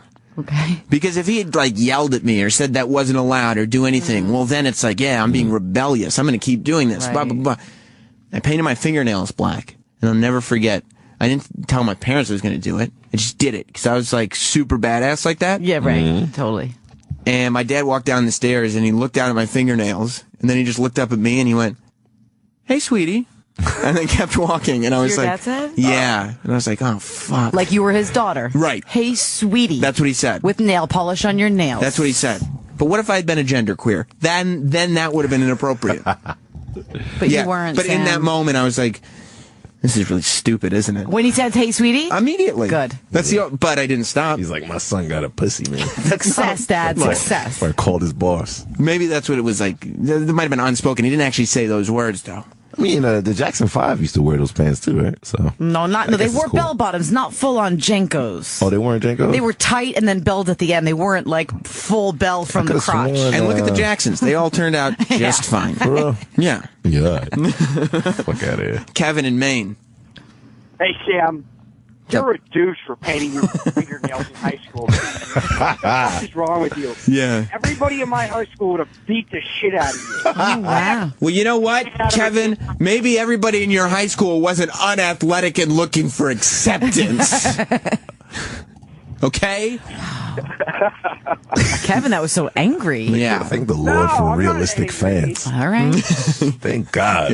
Whoo Kid, you were about to give up on this whole thing. He's performing on stage in a stretched out t-shirt and shorts and flip-flops, and at one point he kicked his flip-flops off his feet and got into the crowd barefoot. Oh, dear. I said, I got to talk to this guy. Yeah. I got to find out what his deal is. And he seems to be a ginger, I'm seeing. Yeah, he's redheaded. He's a big boy, too. That's right. I think he's half Jewish or something. He that right? is. He's part of the tribe. Well, we'll get to the bottom of everything a little later on today's show. 866-969-1969 if you want to call Sam Roberts Show here today. That was a noise DJ Whoo Kid made, and we go to superfan Eric in Philly. Oh, Jesus Christ, Sam Roberts, professional goddamn broadcaster. How the hell are you on this 15-degree Friday, baby? Man. Yes, fabulous. This guy's excited for you. Of course he's excited. Everybody's excited. Hey, Whoo Kid, my nigga, how you doing? What Okay, up? see, Can't say that. he was excited. Yes, my Whoo nigga Kid, right here. Whoo Kid Nah, it's all gave. good. Okay. You gave the entire audience a pass. Everybody correct? got a pass. Okay, see, Okay. that's Okay. Forgot, really sorry. an abusive privilege. But Hey, Sam Roberts, baby, how about some predictions for Fastlane on Sunday night, baby? Let's talk Look. wrestling. all right, look, it's too early for that. I agree. There's too much to get to in the show today. Look, I'm very, very excited because I try to go over and find out what's going on in the fashion world. Of course, Kanye West and his Yeezys are all over the place. Oh, I thought you actually went to a fashion show or something. Well, I didn't go to a fashion show, but I got some major fashion news. Okay. That was this is something that I got to get into because there is a giant denim manufacturer. Okay. That has been, I guess, purchased and ready to make a comeback. Okay. JNCO Jeans. Who remembers JNCO? Get the fuck out of here. Who remembers? You guys remember JNCO Jeans? Yeah. JNCO Jeans. The fuck out of here. Like probably, I'd say 97-ish, 98. This is crisscross. Were among fuck out of here. The coolest things. So 90s. A young man could wear. I don't know about that.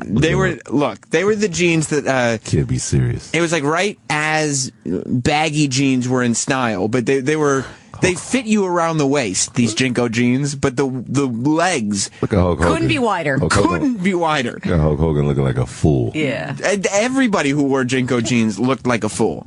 But I pity the Whoo Kid, you're somebody who, like, if you look up old photos of Whoo Kid, you find him, he went through his phase where he wore the 6X. 5XL t-shirts. You know, where he tried to look hard. I was looking super hard. In photos and everything. Did you go through a period where you were wearing JNCO jeans? I don't know about JNCO, but we did have big pants, though. Right. Something that shape. Yeah, it was like huge. It was ridiculous. I wore 38, 36. And what are you now, really? I'm like 34 or something. So you know how big that is? Right, just silliness. And my legs was mad skinny, too. Although there will be a day, Whoo Kid, where you look at pictures of yourself from right now and being like, why would I wear tapered sweatpants? Why did I do that? But that's what's cool. If I come in 10 years from now, if we're doing this show, and I go, good news, everybody, tapered sweatpants are coming back in style, you're going to look at me like, Sam, fuck out of here. Yeah. Get the fuck out of here. But it's true. Did you ever date anybody who wore JNCOs? Nah. What do you mean, no? That wasn't exactly my style of guy. They were the shit back then. Yeah, but nah. You'd spike your hair. You'd listen to Fred Durst. The only thing I didn't like about them, because when you walk, it looked like you're floating, because it's so baggy, you could walk in them. I mean, that's the thing. The legs on these pants were so big that they would cover your entire foot. It was bell bottom. Pretty much bell bottom, but to the next level. So my friend was like, why are you floating to me? Because I would walk in it. Am I hallucinating? So did I take something to someone roofie me? So JNCOs, floating. Some Chinese investor, I don't think they've said exactly what it is. Welcome to Sam Roberts Show, here on a Friday, as we are every Friday, live on OB Radio. My name is Sam Roberts, and I'll be your host. Call in the show. 866-WOW-1-WOW. 866-969-1969 is the phone number to participate in today's radio show. I'll be here all afternoon, as I am every Friday. And such a big show. It's been like big show after big show after big show here on Sam Roberts Show. It's just like pizza eating all the time. Here's what I have lined up today, because I know you're probably thinking to yourself, how are you going to top last week? Okay, last week you had DJ Whoo Kid in studio. Last week William H. Macy came by. Last week Shawn Michaels was on the show. It's like, how do you top that? Well, first and foremost, we talked last week about a couple things. We talked about Drake bringing the N-word back, to repopularizing the N-word and bringing it to the suburbs. We also talked about white rappers and whether or not they use the N-word. Today, I found somebody that we're going to discuss all that with, and a whole lot more. I found what appears to me to be the man who gives the least fucks of anybody in music. And not giving a fuck is an important quality to have if you want to be in my life. Action Bronson is that man. Action Bronson will be here today. You know, those slurpy, slurpy, kissy noises can only mean one thing. Not only is Action Bronson, professional rapper, going to be in studio in a little while, but hanging out for the first time in forever. I know. It's the old gang, DJ Whoo Kid and Nicole, both here, neither incarcerated, right? Hanging out with their dumb families. None of that. None of that bullshit is happening today. Both of us is in the building. DJ Whoo Kid and Nicole are both here. Welcome, both of you back. I had been informed that you guys would not perform together that you guys were not broadcasting together, that there was a rift between the two of you, that egos had developed as this show has become such a big deal. Right. That there was a major fight over who was the real number 2 to Sam Roberts' number 1. When you're on a show as big as this, the tabloids, the paparazzi, they get a little nuts, and so they created this fake rift between who. Is that what it was? Right. That's I get it all from Star Magazine. That's where I should have texted you. Can't believe what you read. I should have texted you. If it was 2 guys, I'd probably be jealous, but we're both number 2. That's right. I got a dick, she got a pussy. That's a great thing to notice, and that tells me that you've picked up on all the details since knowing Nicole. Since knowing Nicole Ryan, you've picked up on all her little... Get jealous of somebody else's pussy. So should we be excited about Action Bronson coming in today? Whoo Kid? Yeah. A lot of people don't know about the rap music. Yeah, but he's also a chef, too, so hopefully he is? Shit. Yeah. That makes me really happy. He's a gourmet chef. He's a big, fat, white guy with a giant beard. Super beard. And I'm accurate when I say he does not give a fuck, right? He also has a bird in there. And where? There's a nest in there. In his beard, I think is what Whoo Kid's saying. But is there really, or are you just making a joke? He's lying. He has a bird living in the beard. You're such a liar. I believe you figured it out. You got to the bottom of it, Nicole. I don't know how you did it. It's a miniature parakeet. Is that what it is? They'd be like, fuck you, nigga. I knew I had to have Mom because when I went to the Hot 97 concert, Summer Jam. Yes, I remember. I recall. Yeah, I remember you were there. You were so weird. Very, very scared about it. Doing there. But I go up on stage, and first of all, this big fat white guy starts rapping about pro wrestler Marty Jannetty. Oh, yeah. Then... Marty Jannetty. You're like, what is going on? Black fingernails. Charles in Massachusetts. What's going on, Sam? How you doing? Yeah, living the dream. Hey, back in the day, we used to wear those as well, but we didn't paint our nails black. But I got another pair of pants. I don't know if you remember. I'm 29, and we had UFOs. I mean, look, UFOs are poised for a comeback. Do you remember UFOs, Nicole? No. Those were those giant nylon cargo pants. No. Yeah, they were like the dopest pants you could get. Those are big pink. with like ravers and... Yeah. Yes, right. The colors. You can put a TV in that pocket. But guess what? The difference between you and a raver. Well, what's the difference? So much. Why are they so huge? I don't know. They're like parachute pants. I'm so angry right now. You are? This is like being black at 100%. Like, yeah. 200%. Well, white people need to figure out their own thing. Like, baggy pants were cool, but we're not going to wear pants that are too big for us. So let's just make pants that fit, but the legs are ridiculously proportioned. Ninja. You don't relate to these pants? Hell no. I'm going to tell you something. Whoo Kid, a drug dealer would love that. Whoo Kid, that's right. Whoo Kid above anyone else. Yes. Always has to, whatever is cool, Whoo Kid has to wear it. Mm-hmm. True. I will bet you. I'll give it till November. Come fall. I'll bet you by November. I will commit suicide. This man of a certain age will be wearing JNCO jeans. Can we mark this show so Mark we can it! pull because we can pull this audio when it happens? I refuse to have Nicole never to speak to me again. Okay. Adam in Texas. Shit like that. And it would happen. Yeah. You know, what's up, guys? Hey. Yeah. You know what's also poised for a comeback from this era? What's that? Oh, man. You could throw a whole bat to them in big-ass pockets. Let me tell you something, Adam. Pogs never left, as far as I'm concerned. I need to see what a pog is. What? Nicole, like, did you... I guess this is the difference between a sexually active teen and just somebody who was a nerd. I'm talking to all my nerd friends, and you were just too busy taking dick. What is that? I was, but what is a pog? There's like stickers that you could, or like patches you could sew on your backpack. What is that? They're milk caps, okay? Oh, you are so nerdy. I'm not going to get into pogs with you. If you don't know pogs, I'm not even going to have the conversation. Come on. Chris in Colorado. I mean, that's ridiculous, Nicole. You're ridiculous. Thank you, Whoo Kid. Yeah, my grandpa owns a pair of those JNCO jeans. Oh, no. All the time. Does he think that, like, no, I may be a grandpa, but I'm still cool. Let me teach you. I still can learn a thing or two. You can teach this old dog some new tricks. I laugh at him every time I see him wear them. He calls them his winter shorts. Love you, Grandpa. I mean, they're great for winter because they're shorts, but there's enough material to keep most of your legs warm. They let too much air in. I mean, right now, I wouldn't wear them outside right now. Too much air would get up in there. Mad material on crotch there. would be freezing. You can wear like long johns, or you could wear jeans. Like I could wear the jeans I'm wearing now under my JNCOs. Did you just say long johns? Yeah. Who says long johns? What do you say? Let alone who wears them. People who are cold because they're wearing JNCOs. Oh my God. Like, what is this so difficult for you? What's become of you? I don't know, man. I'm forward thinking. Okay. JNCO Jeans are about to make a comeback, says the Huffington Post. Okay. Forward thinking. They're not. You talk to Ariana Huffington then, because she usually is up on her shit. We have a call tonight, Ariana and I.